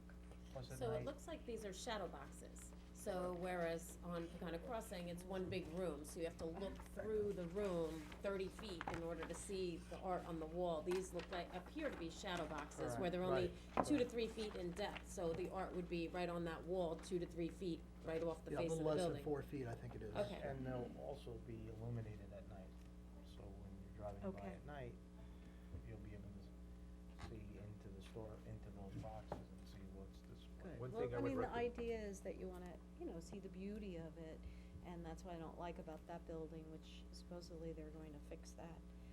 The other thing I wanted to ask, sorry Jeff, real quick, about these lighting fixtures, I do like these lighting fixtures. These are the ones that'll definitely be used, or? Let me see. Cause sometimes, I work with the ARB, sometimes we don't responses. we see things, but they're not, they're only in the rendering. So, Yeah, we pretty much, what we draw, we build, so. This is actually hardy plank material. mhm. There's some debate on whether or not this is going to be steel or a very dark, paneling with no Mhm. grooves in it. But what we draw, we build, so we, Yeah, I it's do know what important to to say, it's us. just No, I that. understand. Just that I like it, Yeah. I like kind of the mix of modern and traditional, I think it helps fit in. And the landscaping too, this would be the landscaping, I think breaks it up. Those will just be like flower box type of, attached to the Mhm. building. Jim, did you wanna say something? Otherwise, can I You go were or you trying- wanna go? You were trying to talk. No, So, no, it's beautiful, thank you. a When you gonna couple- start building tomorrow? A couple things. First of all, I think the building's very attractive. I'm very excited that you're coming in at 4 stories. I'm very excited that you're providing a parking space for every one of the tenants, and that you're coming in at market rate. I think that's really something that the town, Huge plus. is really seeking to achieve, and I think you're the beginning step to be able to do that through the rest of the downtown. So I think this is an incredibly exciting project. I know I do have a couple concerns. I know I've pointed them out to Greg, and I think you started to address them, and I was wondering if maybe you could just speak to that a little further. I know while the guidelines is to have the entrance on the front, if you were not to have the entrance on the front, I certainly would not be in favor of the parking entrance coming in and off of the Main Street. I think one of the goals is downtown is to make it more of a walkable downtown. Sure. And I think with this curb cut there, and you haven't reached out to DOT about the way the DOT said about the curb cut, I can't remember, I didn't. I mean, DOT, they didn't object to the egress onto Main Street.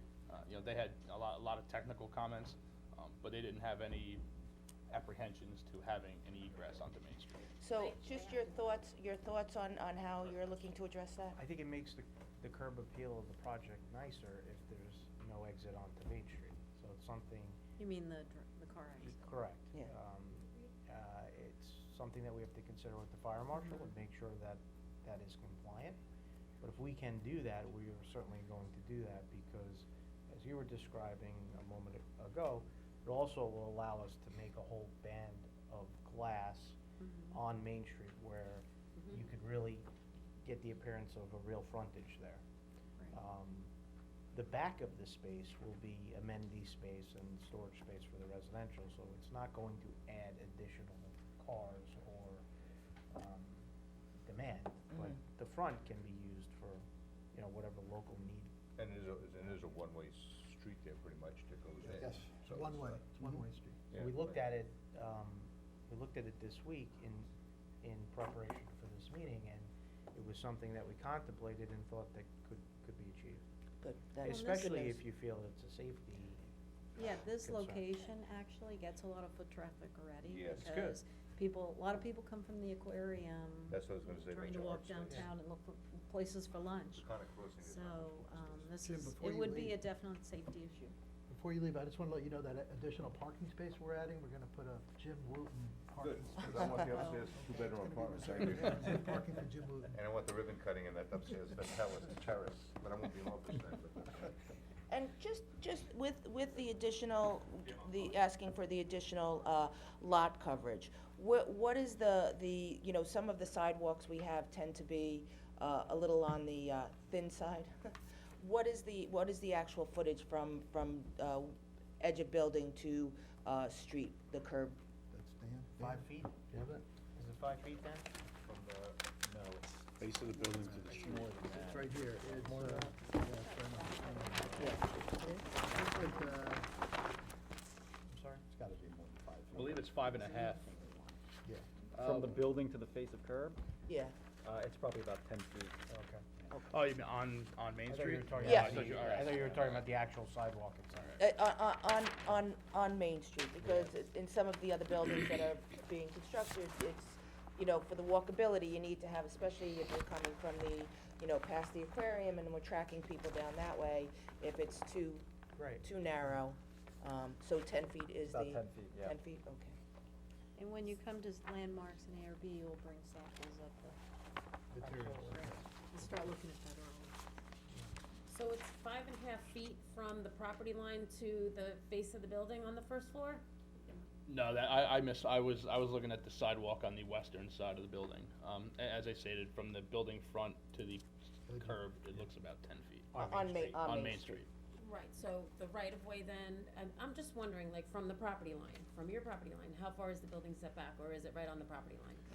On Main Street? Main Street, Yeah, it's right right on. on, right on the property line, except at the eastern edge, there's a little sliver where there's some space. Yeah. And you think there's a 10-foot right-of-way for the state between the property line on Main Street coming to the curb? There's a 10-foot right-of-way? That's right. Yeah, the sidewalk. Okay. Just going back to the artist space, as mentioned by Catherine, that was a big issue with the Conifer building. East End Arts was kind of brought in after the fact, and I think it would be behoove the applicant to be proactive, reach out to them to design that space and materials and the type of glass and the interior lighting before they spec out anything. Because one of the problems, for example, I think the window tint is so dark on the conifer is, you know, artists are trying to protect their works of art from sunlight, and so they put a glazing on it to try to keep sunlight from feeding the artwork inside. We try to adjust the lighting inside. It gets very expensive to retroactively fix lighting. It may behoove the applicant just to reach out to them and design that space. Jeff, who is that we should reach out to? East End Arts. East Well, End you Art? could choose, Okay. you can choose whoever you would like to reach out to. East End Art is our local arts council. But certainly, I would hope that this would be something that would be, within your maintenance of.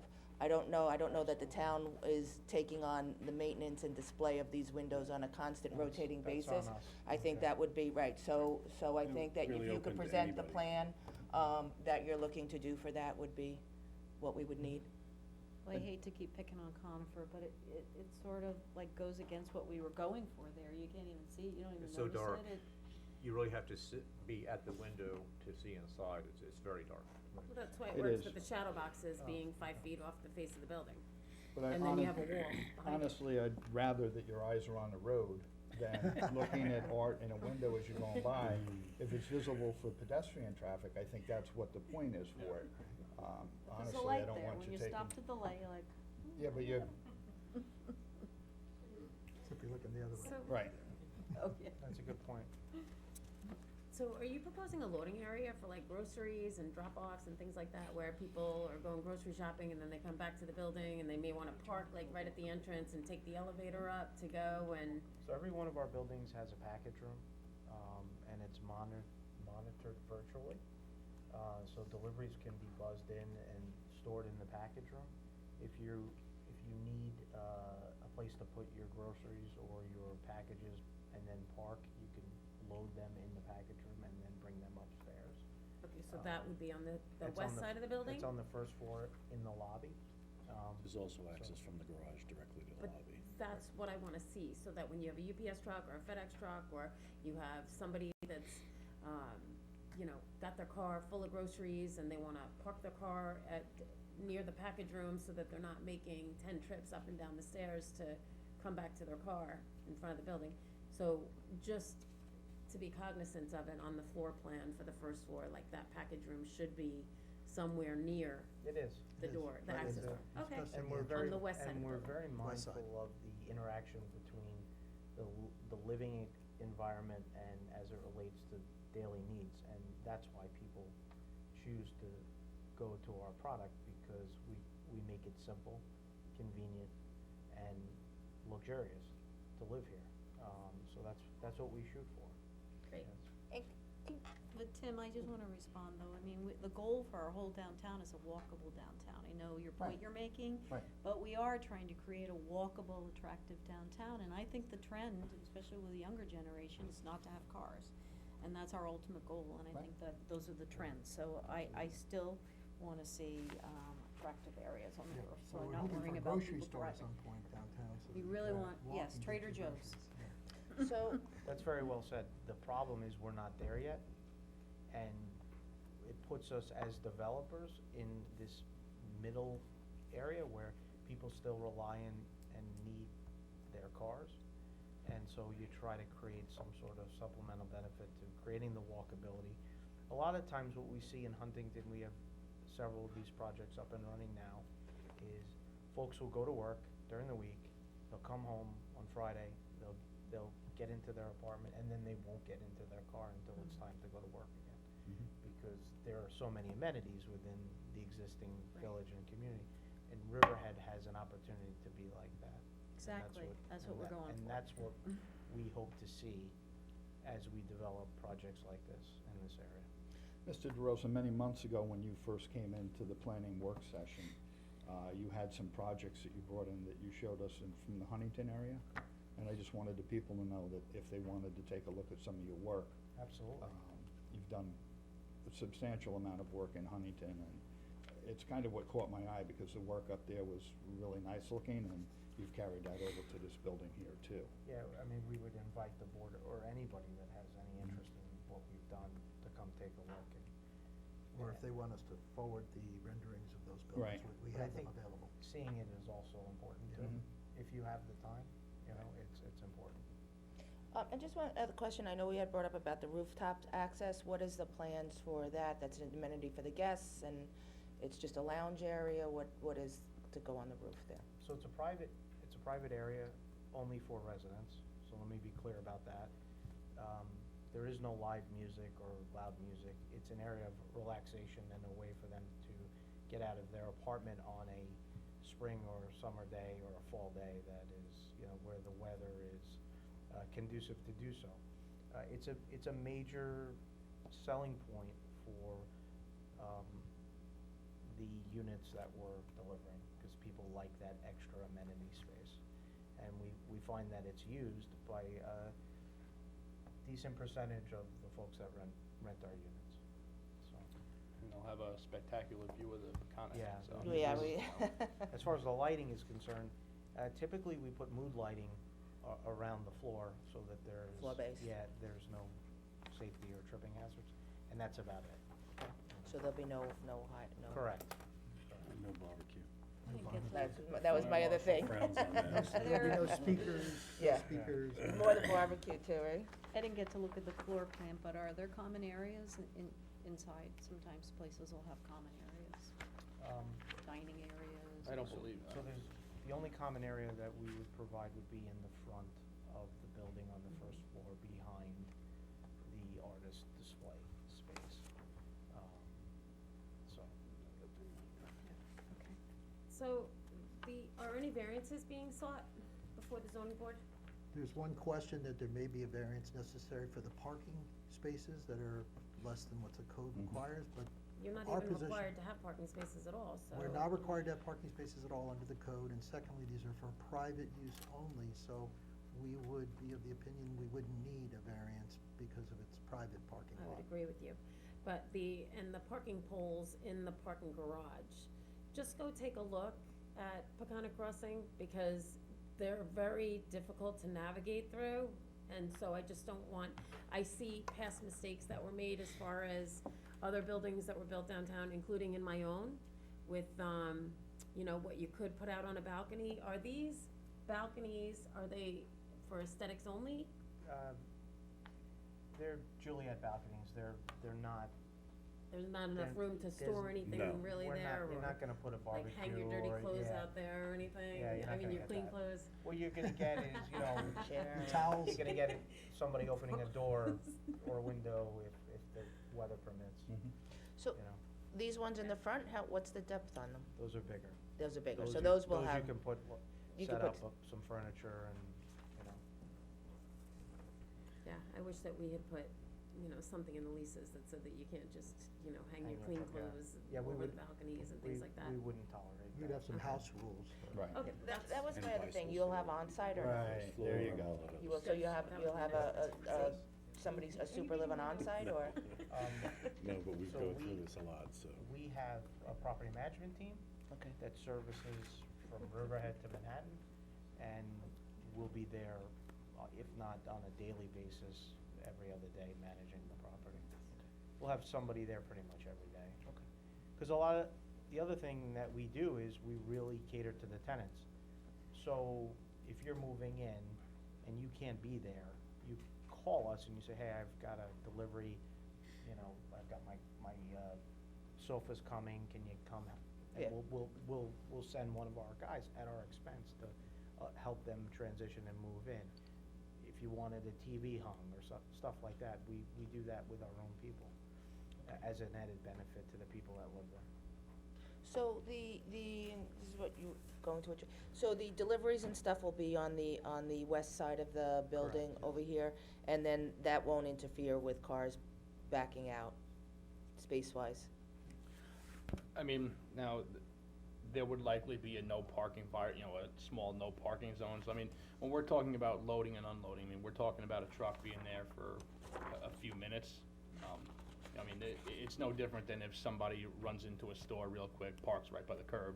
Yeah, I mean, sure, if somebody's there and someone's trying to back out, that may be a temporary issue, but it's not a permanent loading zone.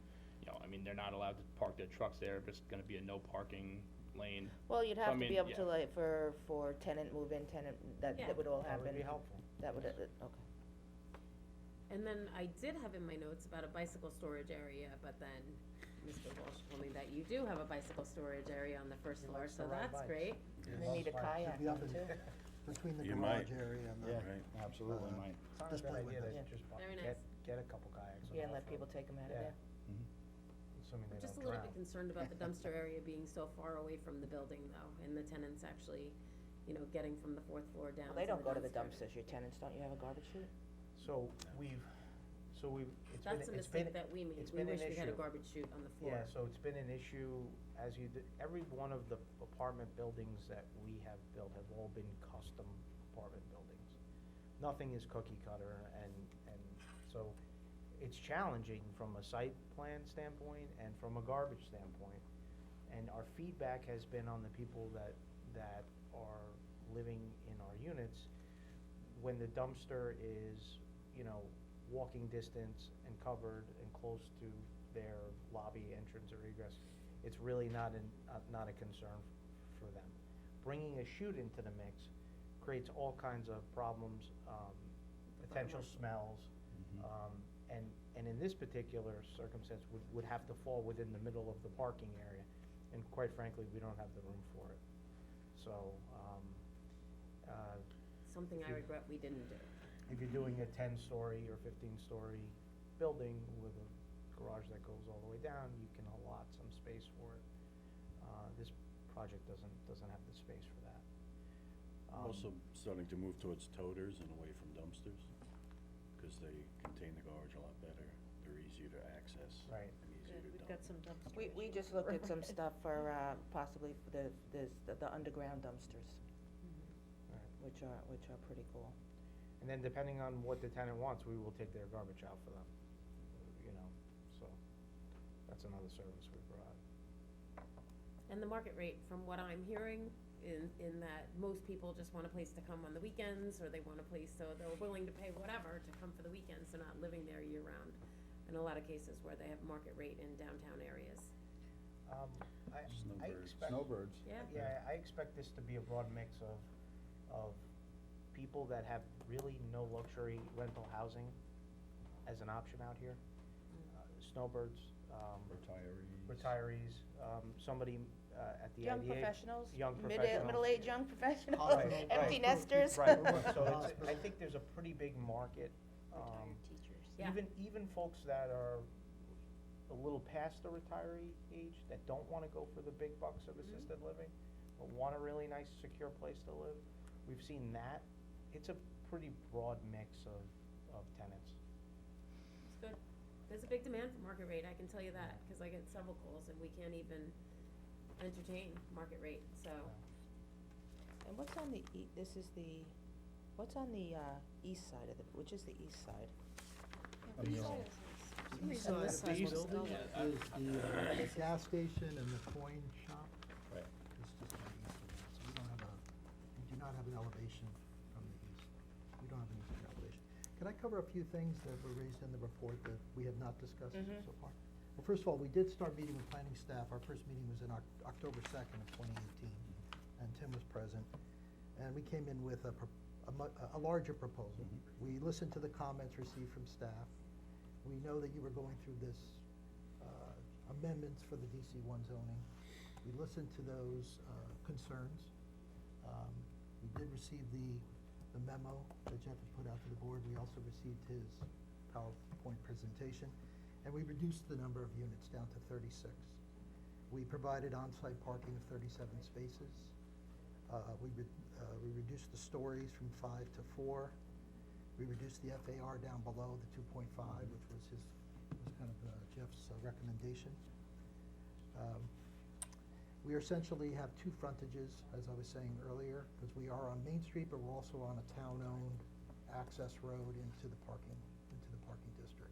So we really treat it as two frontages. So we'd hope you'd consider that when you're making your decision. The piling issue, which I know is from That past, hasn't been talked about yeah, yet. from past concerns of what happened in other places. they're not proposing, pounding pilings in, they're doing an alternative type of construction, which Bobby. Right now, can speak we're exploring, the current design is to do a mat slab, which is a 3-foot slab of concrete that'll sit on a few helical piles, which is just screwed in, as opposed to driving all those piles, like our neighbor did down the street. Okay, so we thought, learning from the past That's important. experiences, yes, That's that important. the complaints that the town got from the other constructions, this would, you wouldn't get those same types of complaints. Especially being across from a funeral home, you know. Nobody complains at a Nobody wants to funeral. hear the pounding when you have a funeral going on. Sure. So, Or at the church. Yeah, Church got, correct.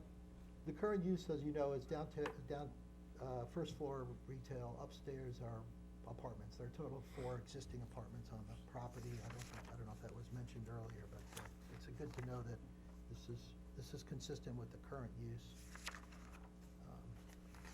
Try to see what else we might want to mention to you.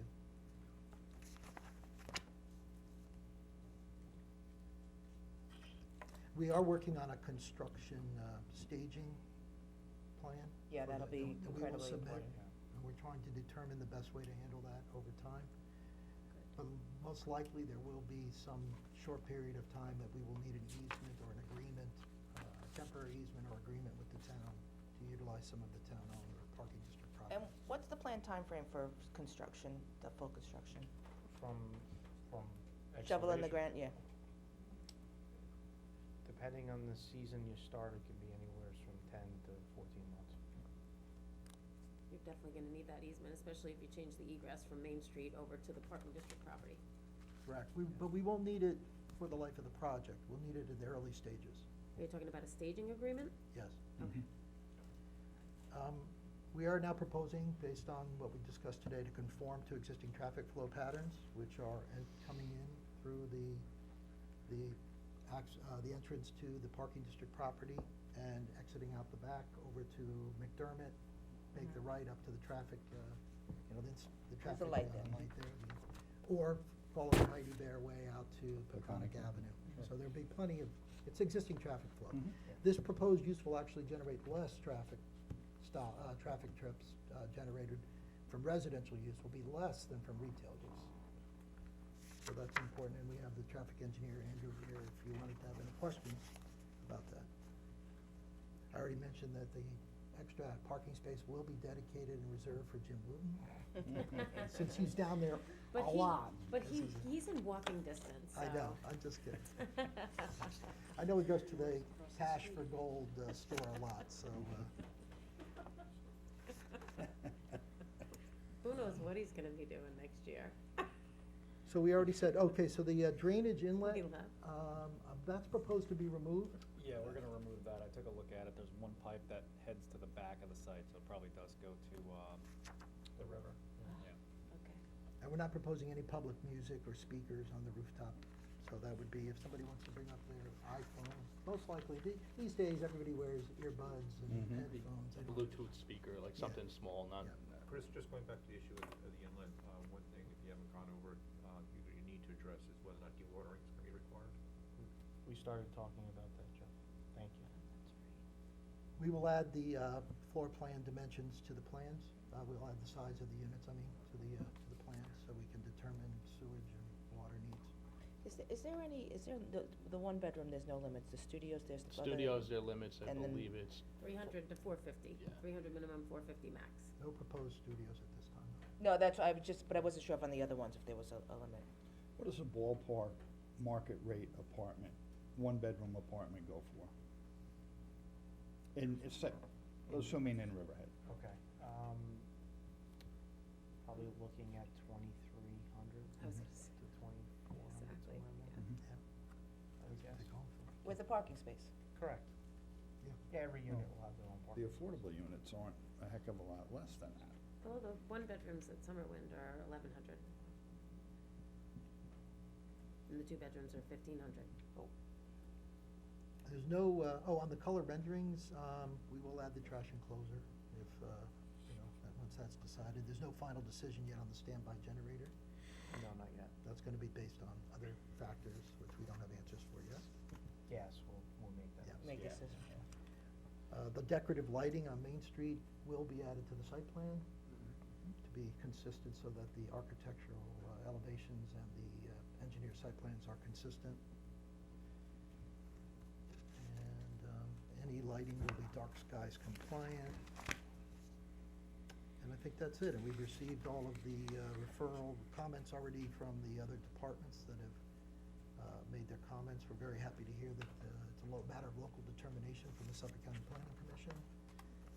And I think that's it, if there's any other questions. And I'm anxious to see the streetscapes. Just the materials, what you were talking about, So this could, probably a hardy plank here, okay. Perfect. some sort of hardy plank? Good. Yeah. Stucco, and then Well. this is being proposed as, you know, metal paneling. We've had some issues with waterproofing on the panelized systems in the past, so we're looking at alternatives, but maintaining this color and the contrast between. But some sort of metal substance of some, It could be, or it could be a darker plank material that's not slotted, that will maintain the, because one of the detail. concerns is, you know, the EFS, that it is minimalized, the use of it in the materials. I understand. I mean, just the maintenance of it too. It's, a lot of the recommendations have been this go to some sort of stone, Okay. hardy plank with stone. But you'll hear that, I'm sure, from the ARB and the landmarks when you get before them. And you'll have for the plants, you're putting an irrigation system in there also, or No, I don't believe you're on. a dripping? We would I'm gonna probably be have out to there put every day something with a in water there. gun. You know what, in looking at the elevations, what would be cool, because you don't have a big area for drainage for the catch basins, but if you were to have the cisterns that actually pump up, so they're catching the water, and then I see you have all that greenery on the upper floors, you can actually water that greenery through the cisterns of the runoff from the roof. Dan, could you look at that? Yeah, that would be a good Are you idea. talking about the stone like in Preston House? No, just stone in general. Just an alternative to It can look like anything. Yeah. It could I be like little the pebbles. brown. I like the hardy plank. The hardy plank is good material for Good downtown. durable, and it The stucco is the maintains one that well. cracks gets and mildewy. gets stained, Mhm. so. One thing we're trying to avoid, there's been ongoing discussion, is, we're trying to avoid the large blocks of EPIS with just the stucco covering over it. It can be an element of the architecture, but it should not be the predominant material. Well, let's see what they have are your there. thoughts on the rendering? Would you consider that the predominant material based on? No, what I'm you said? just offering a general Yeah. comment. Well, I think he's asking specifically, would you Yeah. consider that predominant? Definitely not in the front, not north and south facing. It On just the might- west elevation, yes. No, you might want to just add some more, to break up the stucco. Okay, we can look at that. Let's- Yeah, happy to. And if a natural material is an alternative, that's preferable as far as landmarks and ARB. Okay, that's good insight. I can just bring up one last thing, and really on process and timing of the application. We're wondering if you could have the public hearing as early as October 15th. The reason being, to minimize impacts on downtown for staging of construction, it would be best if we could start construction around March. That would be the best time. And knowing the way the process works, getting through public hearing, preliminary site plan, comments, final site plan, covenants, building permit. I think, Lee, that we have 30 days. So the next, Timeline. the next town board meeting, I believe, is on the 17th.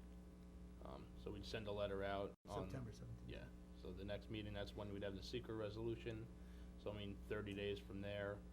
Yeah, The but if- secret coordination period would probably just be getting close to ending. Because some of it's gonna go to Landmarks ARB, it's gotta go before the public hearing. So I'm not sure, it'll be timing-wise when they meet also. But you could leave the the reason I think we can comply with the 30 days, if you have the public hearing on the 15th of October, and you leave it open for written comment.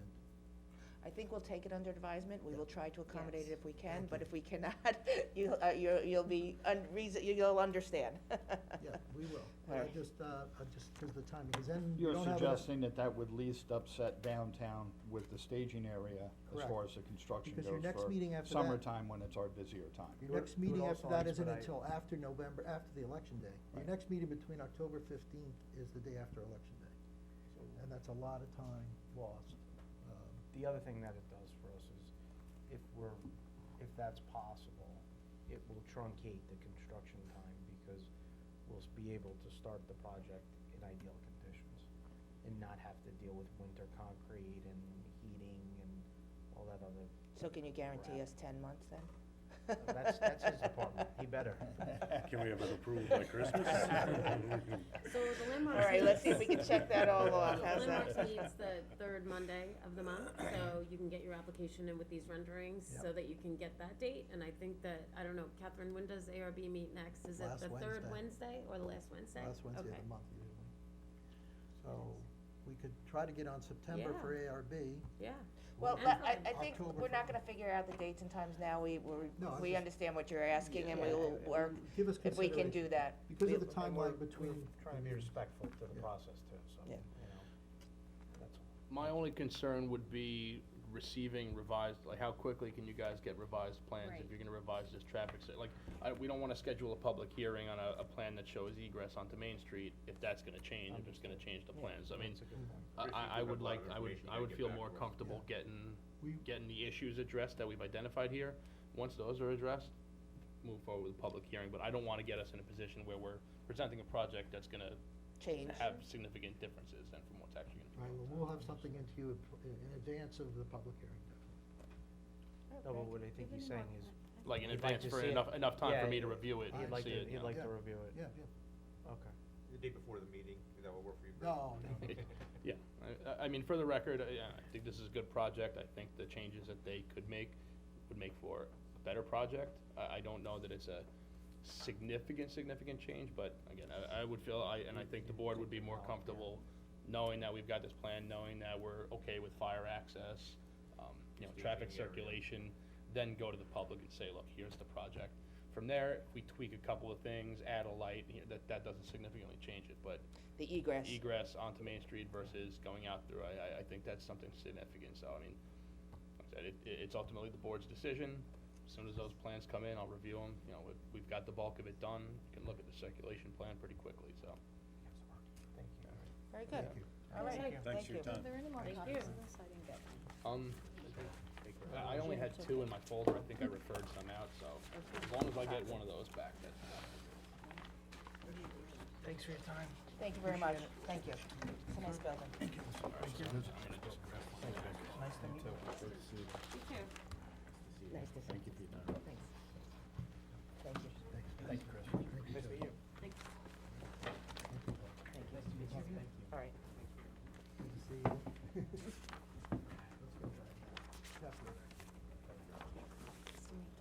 Thanks, guys. Bye-bye. Alrighty, we will move on to the chief for his monthly report. Patrick just has my computer, should be Yeah, charged I'm by now. just bummed he took the. Monthly report. Good afternoon. Jeff's, you go.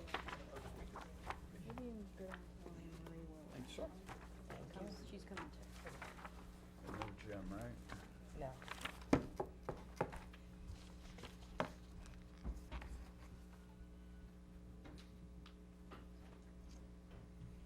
Chief, can we try and do what Suji did, the condensed one? I haven't gotten to that yet. Okay. I know May was looking at it, she was gonna try to do something with it. Alright, so maybe if we just get a little early, we can try and keep tweaking it so that we have.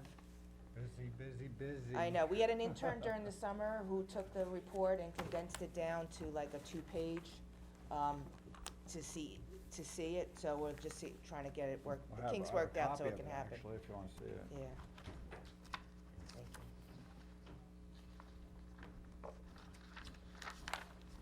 you. Yeah, so this would be a sample of what the report would look like if we had the 1-page report. It condenses everything Nice. Oh, down. I see. so. Oh, yeah, that's great. Yeah, so we will work on that.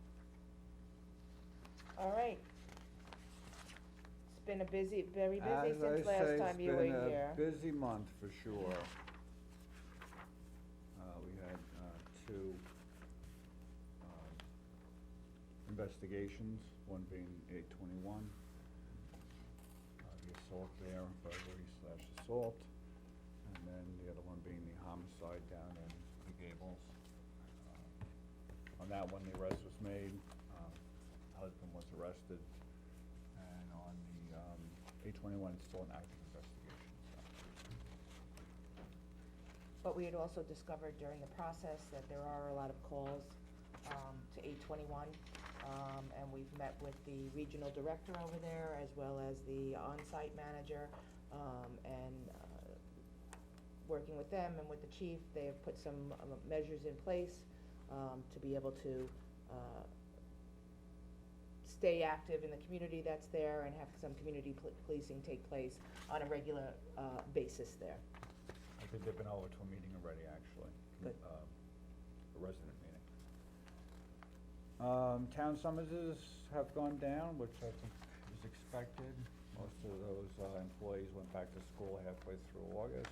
Well, also with the parking, people are realizing they're not getting away with it for free anymore, so. Correct. Hopefully That's compliance. self-correcting. I which is honestly what we think wanted. people are becoming more compliant. Right, that would be great. That's what it's all about, compliance. We finished our last of our SLA checks was at the Polish Fair in August. I think we did 6 or 7 vendors, and everyone was compliant, so that's a good thing too. Which we didn't have everybody as compliant over in one of the other Correct. 225 events that we had. They're not happy campers. No, they're not, but I mean, And they're getting I their mean, set- people they're- get upset sometimes that we have so much paperwork and then you have somebody that's not even registered. They're getting their second invoice for manpower, so. Next thing is the opioid, last page, I think. So we've seen an uptick in August. We have 9 non-fatal ODs, and then 3 fatal ODs.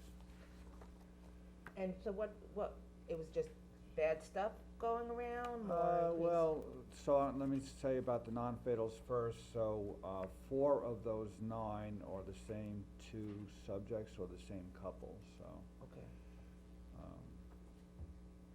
The other thing is, I would say it is a bad substance that's going around, because we have a known, female heroin addict that's been at it for a long time, and she OD'd, so, it's a good sign that there's something different, for sure. On the 3 fatal ODs, we do have, arrests being made in the investigation on the one, so that's also a good thing. Very good. And anything since, nothing this month so far, everything seems to be, yeah, okay, As far as I know. okay. What are we up to? Traffic. 'Tis the season. So this weekend should be a busy weekend. I was out and about last weekend. It was busy, but not that bad. This is, I think, Harbs' kickoff is this weekend. I don't expect this to be the max weekend. The following weekend is Maritime Festival in Greenport, so I think that's probably more of our, And we'll busier get, weekend. I think they have extra train service again for the Yes, they Maritime. do. So maybe we can publish the extra train service if They people do. need to. So on things we're doing with traffic, first thing I want I know everyone understands this here, is that we're not going to eliminate the traffic. We're going to try to improve it.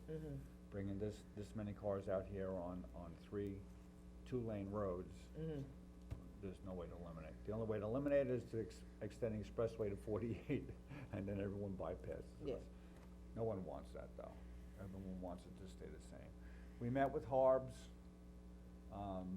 Changes up there is he's increased his parking greatly, which he thinks is going to help the problem. The one issue with that is they're two separate lots. So that means two entrances and exits. We toured the property with him the other day. Hopefully there is some way to connect them other than Sound Avenue. So if we can bring one lot entrance and one lot exit, we'd be in better shape. So they're looking at that with his traffic engineer. Yeah, the only concern that I had about that is at the public hearing that we had for no parking on Sound Avenue, there's a residence just to the east, just to the west west, of right. Harbs. Is there gonna be a buffer installed there from the resident? There's a partial buffer towards the back, there is hedgerow in the front, it's just, deer fencing. Well, I think that there really needs to be a buffer We talked to Mr. Harbs about on that that. western property line. We talked to him about, the resident and that they're unhappy and he's gonna see what he can do.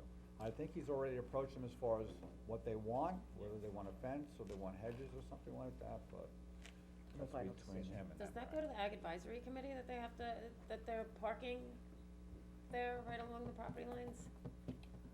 I never saw that at Ag Advisory. I have no idea.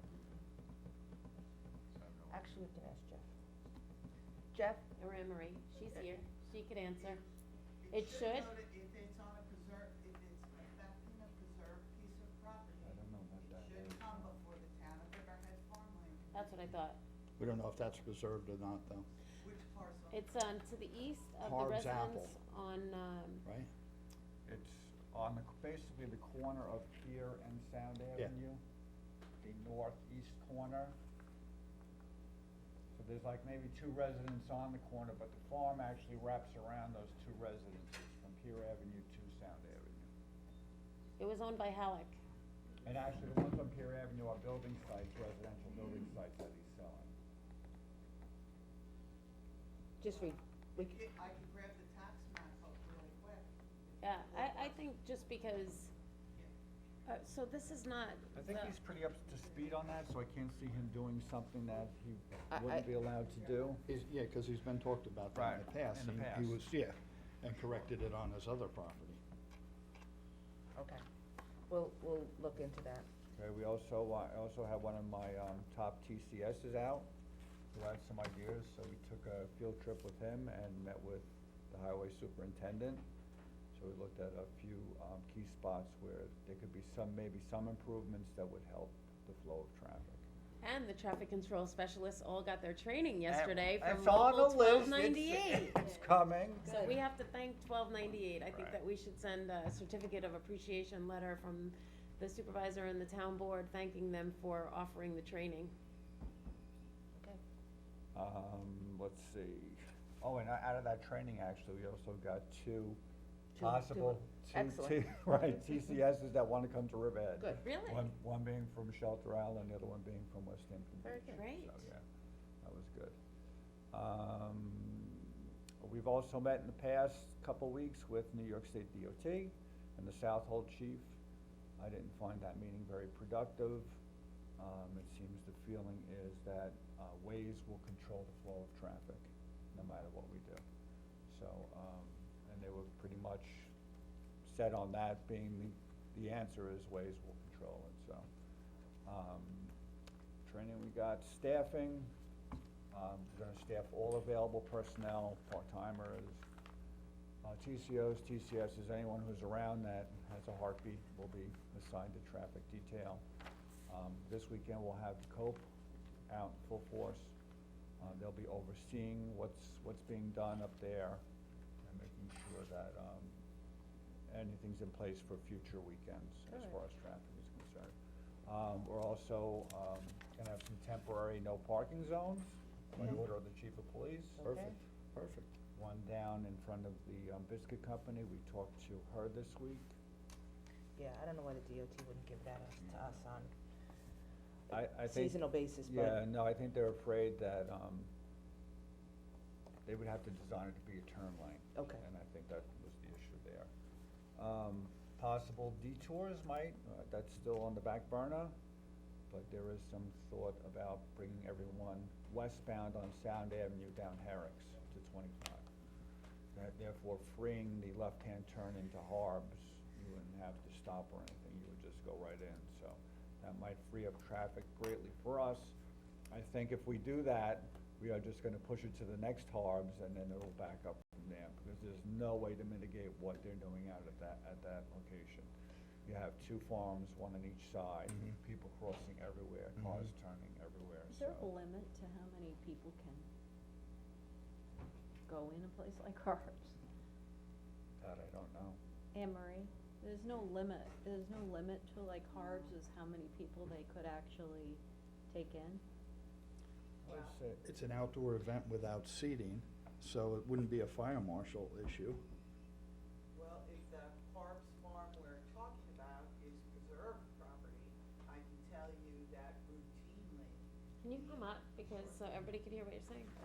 No, I'm just gonna repeat the question. It was, I'm asking Anne Marie if there's a limit. I mean, at what point? Is it just too many people coming in there? County mass gathering might take effect, Well, right?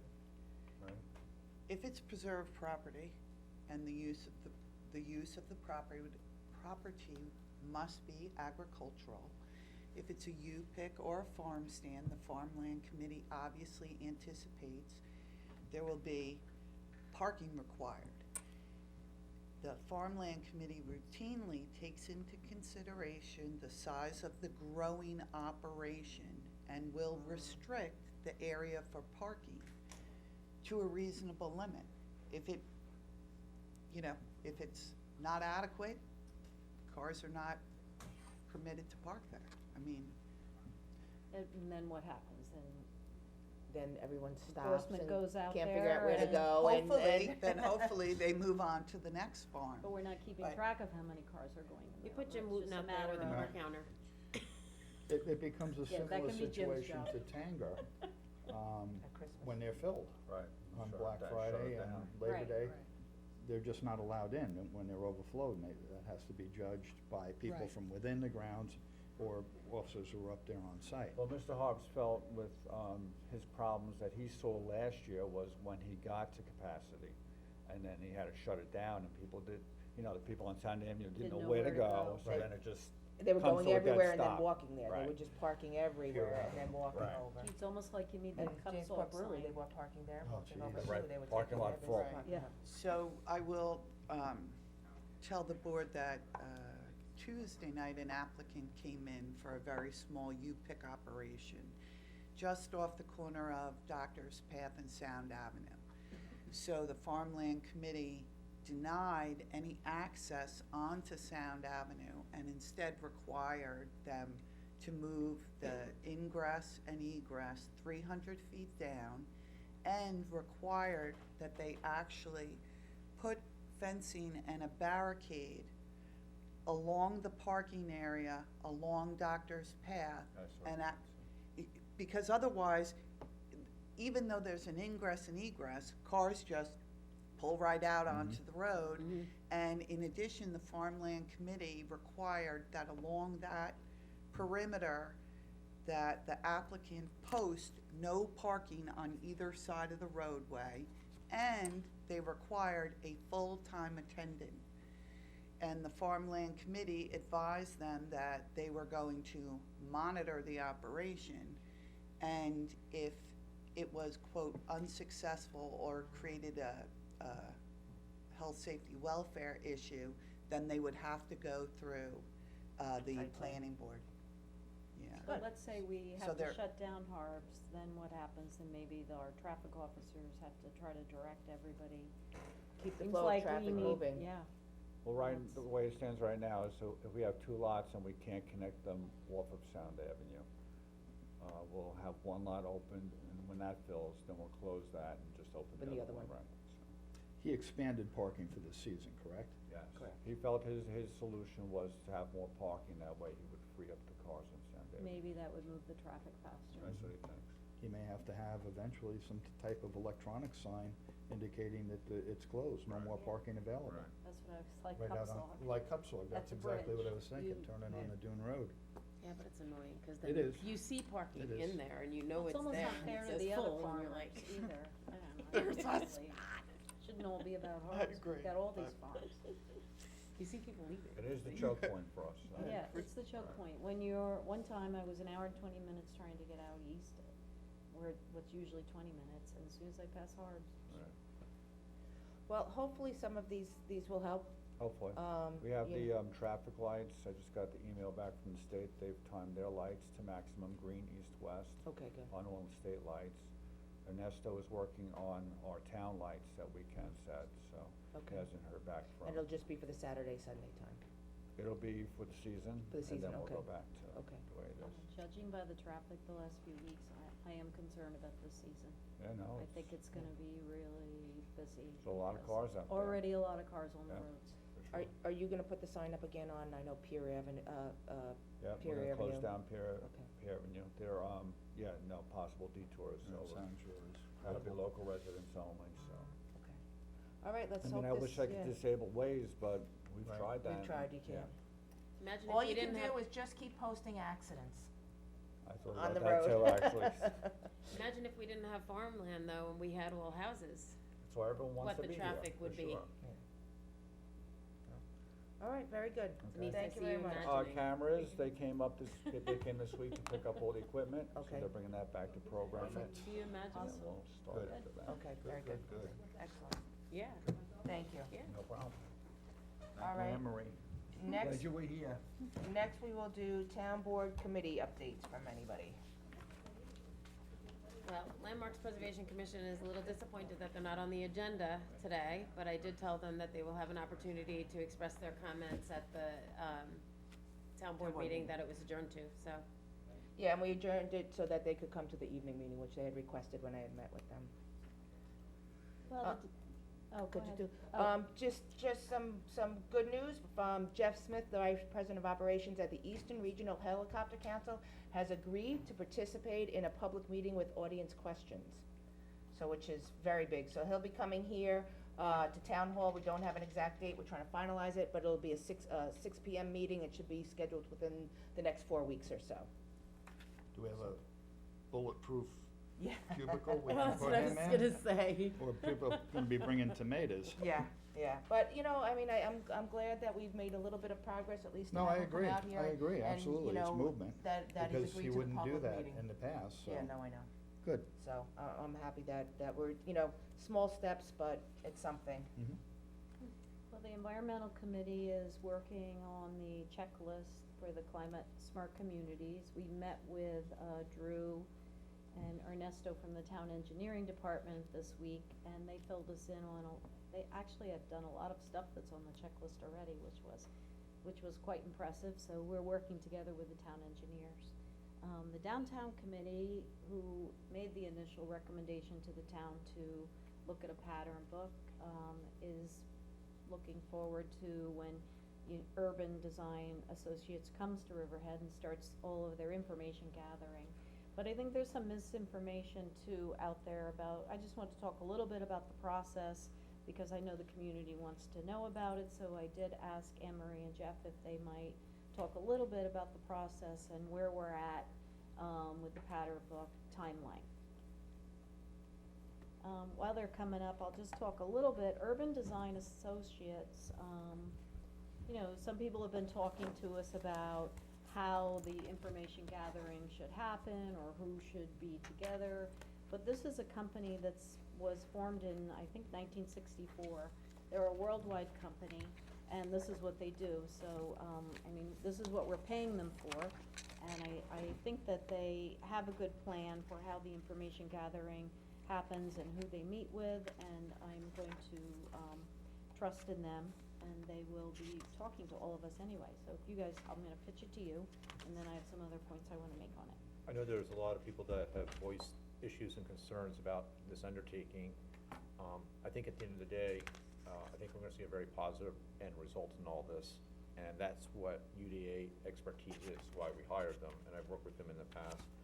And I think that everybody will be impressed with their approach and methodology, and ultimately their recommendations at the end of this.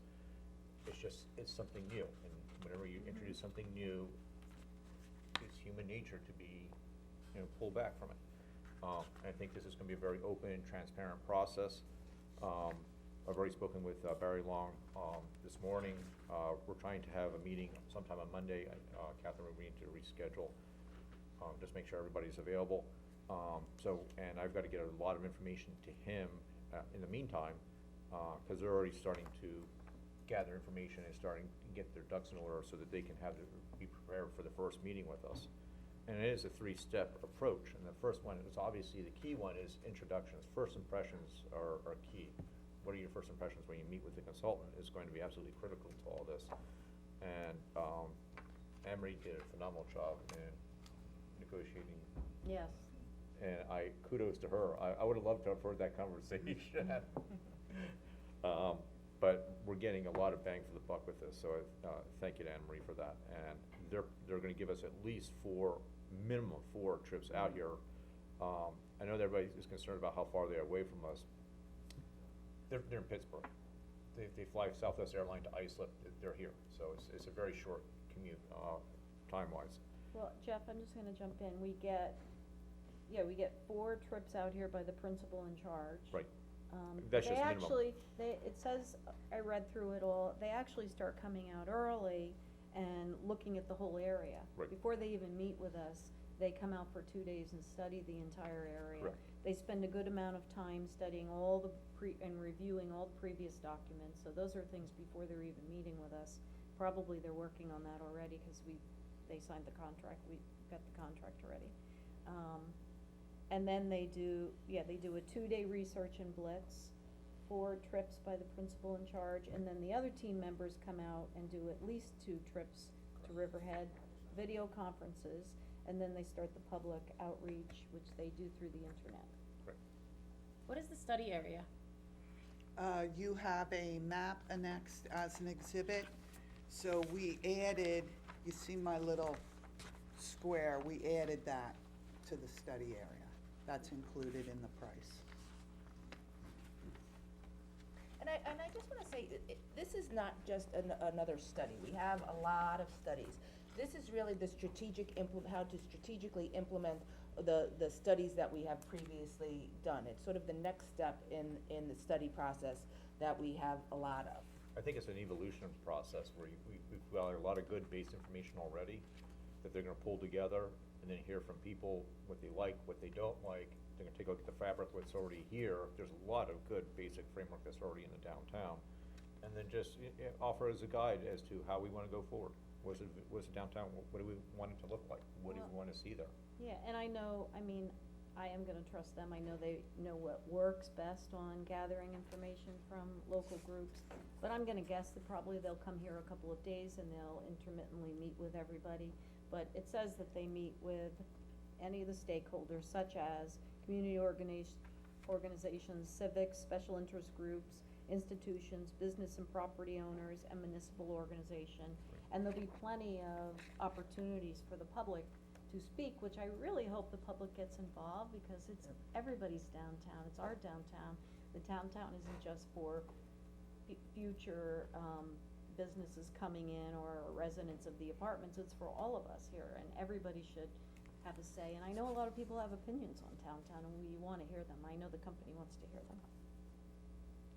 Emery's, you worked on it a lot, is there other information you think people need to know, or the process, or the timeline? Not yet, but the entire process will be made public.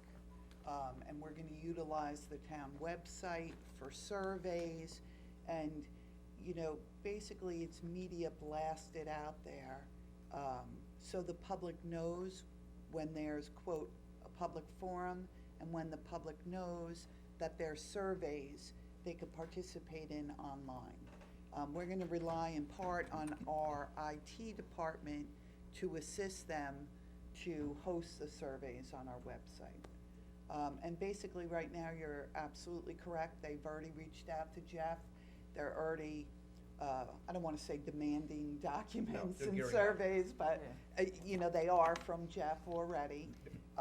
And then the town board, the initial kind of like implementation plan and kickoff is all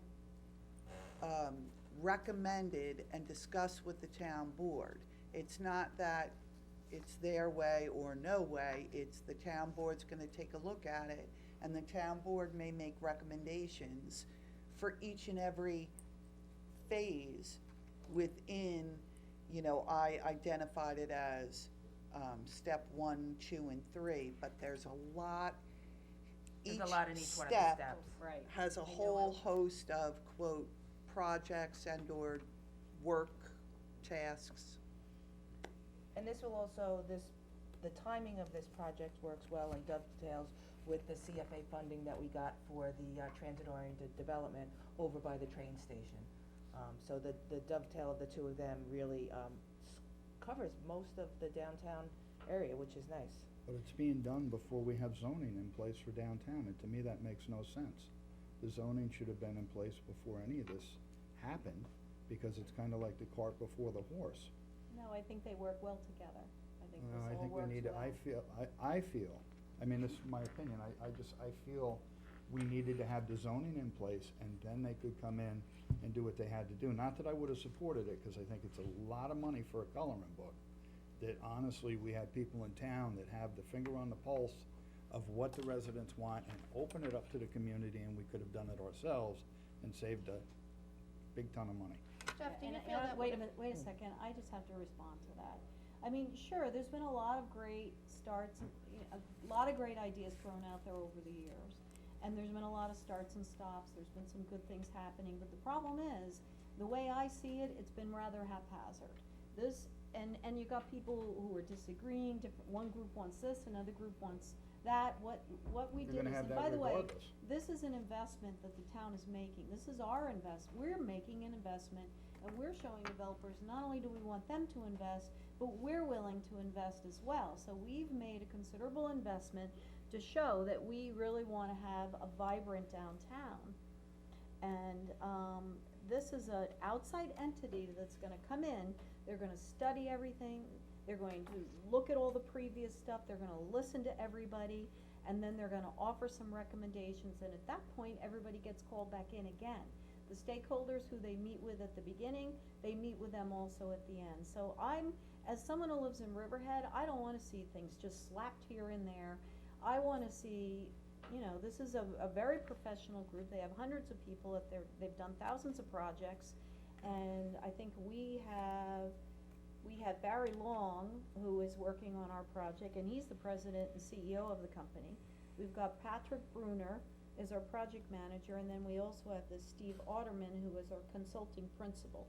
So we're getting architects, engineers, planners, economics. All of which we have in We here. get all, and I'm sorry, but I think that this is what was needed, in Riverhead to really move things forward. I mean, we've had a lot of, oh, this is gonna happen, that's gonna happen. This is our way to really make it finally come to fruition. And in my opinion, it's all happening. I mean, we have a proposal before us now, which is a rendering of a brand-new building, that they're gonna knock down a building, and they're gonna be building a building. And I see in the study area, you have the aquarium, you have the Hyatt, you have the 3 historic houses and the funeral home that are on the, north side of Main Street. I mean, are they gonna be coming in with, if they come in for a permit to change the facade, that this is what we want it to look like? No, that Why is would not they at all. change what's This is, the pattern book is kind of a deceptive name, right? We have the BOA, we have the urban renewal studies, we have all of these studies, yet we have in place zoning back from 2003. This is coming in to take the comprehensive look at what our DC1 is, and to study it with the community's input, and then create an overlay zoning district, which is the zoning that you're talking about. So this gets us from where we are today to that comprehensive zoning, and it does many things, not just the height of a building or whatever, but also how to revitalize the town. What is the complement, and we've heard this many times, what is the complement of businesses to revitalize downtown? Should it be professional and office space on the first floor? Should it be retail on the first floor? What is it the community wants to see in its downtown, so that they want to come down there and revitalize it? So that's what this helps to do. And then this also is a supplement to what gets put into the comprehensive plan. So this is sort of just the breakout of this portion to then be incorporated into the comprehensive plan. And I'm gonna let Jeff address as far as, doing something like this in-house in, you know, and we do know we have the opportunity zone, we do know we have a lot of people interested, we do know that we're wanting to get to that tipping point in downtown, that we increase our revitalization. So this also gets done within a 6-month period.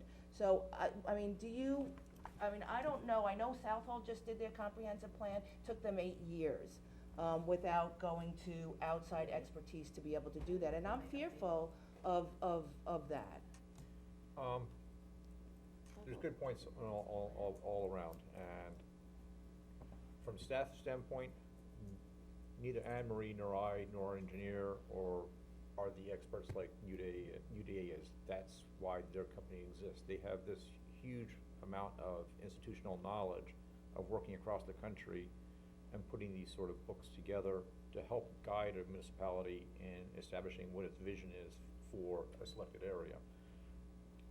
I worked quite extensively on this. I remember at the beginning of the year, I was coming to the work session on a weekly basis, on the alleys, on the height. I remember the wedding cake picture I did, the PowerPoint presentation that I did. That was I liked it. a lot of work. Seems so long ago. It does seem like a long time ago, but it took a large amount of not only my time, my staff time to do just that minimum amount of work. We don't have a long-range division doing long-range planning in-house. We just don't have that time. We're in the process of just reviewing applications to stay afloat.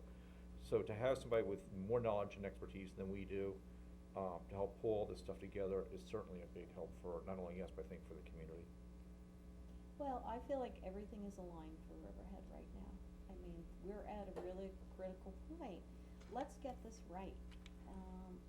Yes, it's a good amount of money, we're not a wealthy town, but it's an investment on our part in our downtown, and it is gonna pay off for generations and generations to come. The other key component for me is this whole community outreach. I mean, I think everyone in the town has a right to weigh in and look at the future of their downtown. So I think it's a very exciting thing, and I know we can debate whether it's a good idea or not, but the fact of the matter is, it's already voted in, and the contract is signed, and this is what we're moving forward. So I think at this point, it's best that we all, try to work together on this. This is a town initiative. And Jim and I chatted about it a little while ago. He's very excited about it. So, I'm hoping we can work together on all this. Oh, we'll work together, I don't have a problem with that, it's coming. It just irritates me that it is coming, because I think it was a waste of money. But now that it's here, we have to absolutely put our best foot forward and try to make this work and get our $174,000 worth. I think we can. I mean, look I at hope we the do. expertise that we're getting, it's amazing, and we just don't have the staff. We don't have a long-range planning staff, and we don't have the staff to do it in Riverhead. And I think that there's other aspects to it. It's not, like I said, it's not just the building height and everything else. It's the infrastructure, it's the walkability, it's the open space. So it takes all of these things in totality for the area, instead of looking at anything in isolation in just one building. So I Well, think that that's really important to create that vibrant downtown. Even this morning, I mean, we did like the look of that building, but then we asked to see how it would look lined up with the other buildings, and that's one thing that we're going to get out of this. We're gonna get a visual representation of how everything will look and what looks right together. And what's really cool is, I'm sorry, Jeff, one more point. People in town always say, we have great old buildings in town, we're gonna change the look of our whole downtown. They're gonna build off of the beautiful buildings that we already have there, and they're gonna keep Riverhead's uniqueness. People are always saying, oh, we should be like Patchogue, we should be like Greenport. They did well for their towns, but we're Riverhead, and we're unique, and I wanna build off of our unique, downtown buildings. And I think the one word that sums all that up is context, is how one building, how one block, how it all interrelates with one another. We have the TOD, we have the riverfront, we have a lot of different variables going on within the downtown. I just need to tie it all into one nice picture. We have the beautiful park buildings. Yep.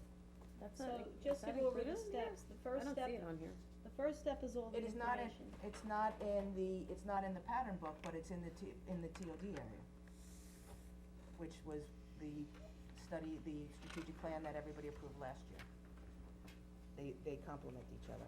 Just really quick, just so people know, that first step is all this information gathering and the forums and when they'll meet with us. And the second step, they come up with some development strategies and they come up with a detailed set of plans, that they're gonna show us. And then from there, they bring it back to us and that's when all the different groups look and we decide and then it's the implementation. Correct, Jeff? Did I get that right? Okay. All right, Anything, very good, thank you Emery, very much. anything we forgot? No, but right out of the gate, they begin working with Jeff immediately and kind of setting up the plan on how to implement the zoning from the pattern book. So right out of the gate, they're actually prepping Jeff along the way, so that comes immediately after. So is the zoning, and they're giving us around a 6-month timeline, so that's actually getting into it pretty quickly. All right, guys, thank you very much. Thank you both. Thank you. All right, we will move on to resolutions. Oh, wait, Oh, I'm Eagle sorry, Scout yeah, project. yep. So Patrick Andes is proposing an Eagle Scout project at Reeves Beach to stabilize the bluff area, so I wanna pass that out because he's gonna be looking for a signature, that he can go forth and present the project to his, troop. What do you need to, do we want him to go before the CAC? I think he don't, probably- when you're talking about planting beach grass, it's like, it's an eroded area, see, on the photo? It's an eroded area, so I don't think the CAC is gonna have any, concerns about him plugging the eroded area with beach grass, but I think, well, Jeff just left, but I think we should just check with him. I think, especially for an Eagle Scout project, I think it's important for them to, even just to give the phone call. Is this Sure. something I should be? I can make the phone call for I him. think it's important, but I think you should let the Eagle Scout do that. That's part of their project. Well, Just tell them to I'll just forward this to Yeah. the CAC and ask if they have any questions or objections on it, but he needs a signature right away, so. Well, I hopefully- think it's a good Yeah. idea to have them check, but I Okay. also think it's just an all-around great idea. Yeah. I hope that it all works out, because what a great idea to plant the beach grass Yeah. instead of putting up some structure. Absolutely. I like it. Agreed. Okay, good. Very good. Okay. Tell him we'll make him come present here before he has to commit to present to the committee. He needs a signature right away, I know, so. Jody, first one is scavenger waste sewer district expense budget adjustment. Next is sewer district expense budget adjustment. Well, first one, I'm sorry, is scavenger waste sewer district expense budget adjustment, and the next is for the sewer district. The next one is Toomey Avenue lateral water main extension project 81958. Next is appoint a call-in mini bus driver. That's not even mini, it's min. 5 is, men's resolution, number 2019-655. Laura, that mini bus driver, we're gonna talk about that in exec, that shouldn't have slipped in there. Okay. Just to let the board members know. But that's a call-in. Oh, right. That's a call-in. Right. The next one is just changing a date. The next is accepts the retirement of a mini bus driver. 7 is appoints a call-in recreational specialist to the recreation department.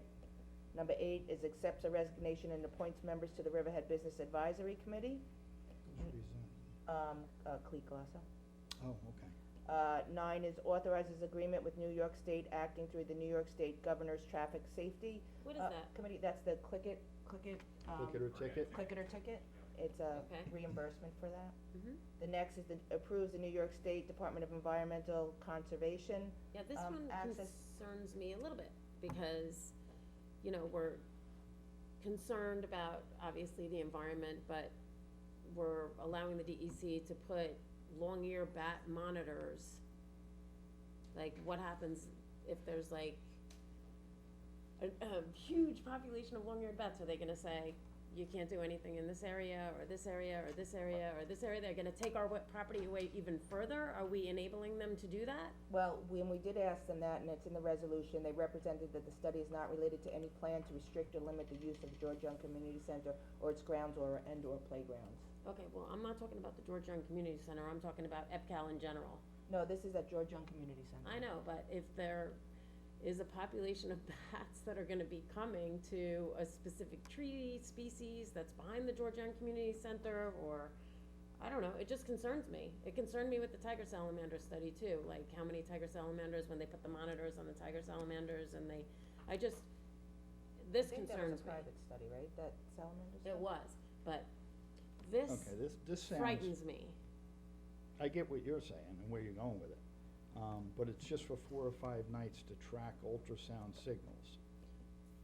To determine, cause if there's a loud signal, then that means there's thousands of bats, or Right. hundreds of bats, or millions of bats. Yeah, it's just for 4 or No 5 bats. nights and then they remove them, Or yeah. no bats, so that's the thing that concerns me. Okay. Next is authorization for highway superintendent to execute extension of equipment rental agreement with Emerald Equipment Services. Next is authorize the supervisor to execute any and all documents, for a bike share program in the town of Riverhead. This is actually Zagster. They that's are great. coming to Suffolk County and, we were able to get Zagsters coming here, which is super exciting. So Yeah. they're gonna put up 4 Zagster stands, 1 at EPCAL for the bike trail and 4 downtown for the Fantastic. bike rentals. So That's great. that's very exciting, so. And at no cost to us, because I know There's no cost, no impact to us, no cost. It's so cool. So it's the bike Really rentals, the bike, you know, that Yeah. you can do, City. yep, exactly. Now, are they gonna put docks or GPS? I believe, I'm not 100% sure, I think there's docks, Yeah, so, and we could have, the individual from Suffolk County come and give you more information if you want, but Who's they that? only called us about this late yesterday, which is why it's before you now. yeah. Is that Nick Palumbo? No, it's from Suffolk County Economic Development, because the county has a contract with Zaxter. That's great. Also, Anne Marie is here, if you wanna hear more about the bats, Okay. But, so, what was the question? I apologize, Anne Marie, was in my ear. It was just whether they're gonna have docking stations. Yeah, so my understanding from them is, because they've already, signed contracts, Zaxter, with the Village of Patchogue, the Village of Babylon, and the town of Southampton, this is 5 to 6 different docking stations, up to 25 bikes. Like I said to them initially, it was like, we need to have it at EPCAL trail, at the very least, and then they wanna do a couple downtown. So, like Joe said, it is at no cost to the town. I think, they do a little promotion themselves, so I guess that's how they make their money. But obviously, people renting the bikes have to pay for it, but the town, we don't have any cost. Okay. Or to for the program. Yeah. And we have an agreement that will be going through to make sure that that's set, of course. Yeah, I'm glad the county put it out for an RFP, because it makes more sense to have everybody in Suffolk County look to one agency rather than have Zagster and have the 2 other companies that were trying to come into Riverhead. It makes sense. I'm glad the county finally decided to put it out for an RFP. Yeah, and with the sponsorship, you need to, it's much more effective, so. Yeah. Emery, do you wanna just come up and speak on the bats? Sure, and if I could speak on this resolution Okay. too. I didn't want to take the liberty without speaking to Councilwoman Giglio, but I believe that the last 2 all-trans meetings I went to with you, they were very supportive of it. Of course. So what I could do is, if the town board agrees, and what I wanted to do was to add in a specific paragraph that for phase 1 for the town of Riverhead, we want it to be at EPCAL. Yeah, perfect. Yeah, Okay. yeah, they've identified that so- as a spot already too, so I think that's. Yeah, but most of the other towns actually identified the location and the phases, so I thought, because All Trans actually has supported it and Yeah. identified, we should put that as our phase 1. Yeah, and then we also have the bike lockers out front. It would be interesting to see about the bike lockers too at EPCAL, so that people don't have to bring their bikes back and forth to the property, they can store Okay. them there. So on going back to the resolution for the bats, I'm not sure why, but I thought someone alerted me, maybe Joanne in my office, that she may have heard that you had a concern. So I had them specifically put in, and if you look at their attached letter, I think it's the 3rd paragraph states that nothing herein is to restrict or limit the use of the George Young Community Center, the playgrounds, the play areas, and that is signed by the Commissioner of Region 1. Perfect. No, I got that, but I'm not concerned about the George Young Community Center. I'm concerned about the rest of EPCAL, because if the bats are at George Young Community Center, they're at the whole property at EPCAL. And as a private property owner, I would never invite the DEC onto my property to monitor bats or threatened endangered species, which is also written in their letter. So I just don't invite that type of study. I wouldn't as a private property owner, and I take EPCAL very seriously, and so I'm not supporting this resolution, but. Right. Well, to be clear, no one invited them. Seriously, they Well, by approached. adopting this resolution, we're inviting them onto our property. No, to they're please requesting- monitor. They're no, requesting and we're they acknowledging their reached request. out to our engineering department. Okay, but we're still But giving it's them just for permission to come to George our Young, property and it's do it. not for any other site. George Young is right in front of the whole EPCAL development area. It's front of the runways. It's in No, front no, of. no, not Henry Pfeiffer, in Jamesport. Oh, in community Jamesport. Yes. Yeah. Okay. Feel better. Well, that's what Yeah. I'm talking Well, about, EPCAL. Yeah. But I was agreeing with you in part, cause bats fly. So I thought you were concerned Yeah, no, about no, the no. travel it's- back not and forth. homing It's James- pigeons, they're it's Ja- bats. It's Jamesport. Yeah. No, I Yeah, know, that's what I was know. thinking, but, Well, anyway, okay. Whole different. right. But they did put in that sentence, that Good. representation. That's fine. Thank you very much. What one are we up to? Those near the George Young Community 13? Center that they wanna- Authorize the supervisor to execute an agreement authorizing the town to accept funds from Suffolk County Office for the Aging for the purpose of supplementing the town's nutrition program for the elderly. This is our, Meals on Wheels. The county is upping our, That's not this yet, I don't think, yeah, it is, the town's nutrition program. but it doesn't have that $30,000 number that you were about to. It does, because it upped it to 242 something. Okay, I apologize. Anyhow, they're increasing our funding so that we can, supply meals to more individuals, I think almost 55 meals a day, an increase to be able to supply as Meals on Wheels, so That's good. that's what this is. Next is authorizes the supervisor to execute an agreement with North Fork Animal Welfare League. Is this is the new contract? This is the new contract. What's the increase in the It's a contract? it's a 10-year contract. There's an increase of 10,000 the first year, which is prorated, for this year. The following year, let me see if I can get it on here. Is there a percentage, or are they just, we're This- just throwing numbers out? No, they've been back and forth. The total is, I think it's 10 this year, 10 next year, and then 20 after that, and then COLA. So we start out at 253, in 19, by 2022, it's at the end of it, the appendix. We're at 283, 135, and then after that, it's just a cost of living increase. And for the following, 7 years. There's a copy of the agreement attached, and, if you go down to page 8, it has what the supervisor just mentioned.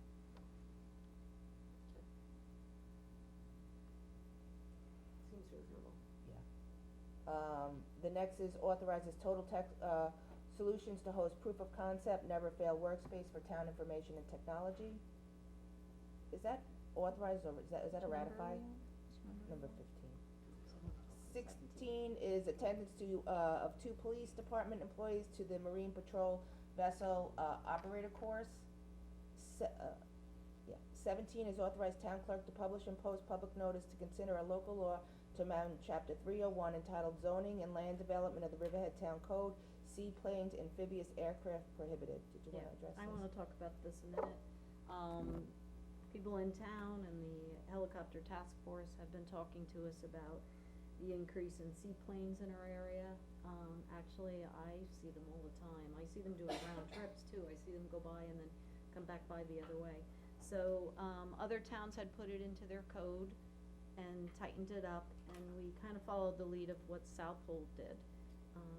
So we just put in that helicopter, that seaplanes and other amphibious aircraft are not allowed to land, take off, in the town of Riverhead. You can, I don't think the whole resolution's in Yeah, I there. don't see the whole This is just thing the on here, publish yeah. and post. Yeah. What is amphibious aircraft? Is that like a drone? Those are the ones that can go in water and then on land. No, not drones. They don't have just full pontoons, they're retractable pontoons, I Right. think the amphibious ones have. You know, of course, the exceptions are, medical, police emergency landings, and I think we put something in about, yes, we put a section in about agriculture. The subsection shall not apply to the use of aircraft as an accessory use to agricultural production. And then we actually put in a fine for the violation. Looks good. Next is, everybody okay with that one? Mhm. Authorization to publish advertisement for printing of recreational brochure for the town of Riverhead. Next is authorizes town clerk to publish and post the attached notice to bidders for the removal of household hazardous waste. Next is award the bid for collection and recycling of electronic waste. Next is. That one on the, just a quick question, on the bids that came in for that, the Yeah. cheapest bid, but they're out of California. How is that gonna happen? Do they have a office on the East Coast or something, or? We can find out, let you know. Yeah, I'm just curious, when I saw that. Fresno, California, how are they gonna remove our electronic waste? I hope they have an answer to that, or else we don't know where it is. Their headquarters might be there, I mean, Winters That's what I'm Brothers saying, they is- may have I assume so, but- an affiliate or a facility here that they operate with. Authorizes the removal of fixed assets. Next is order establishing extension of the sewer main for Riverhead Sewer District to serve 1133 Old Country Road, Riverhead. The next is order establishing extension to Riverhead Sewer District to serve 1760 Old Country Road, Riverhead. And that is it for resolutions.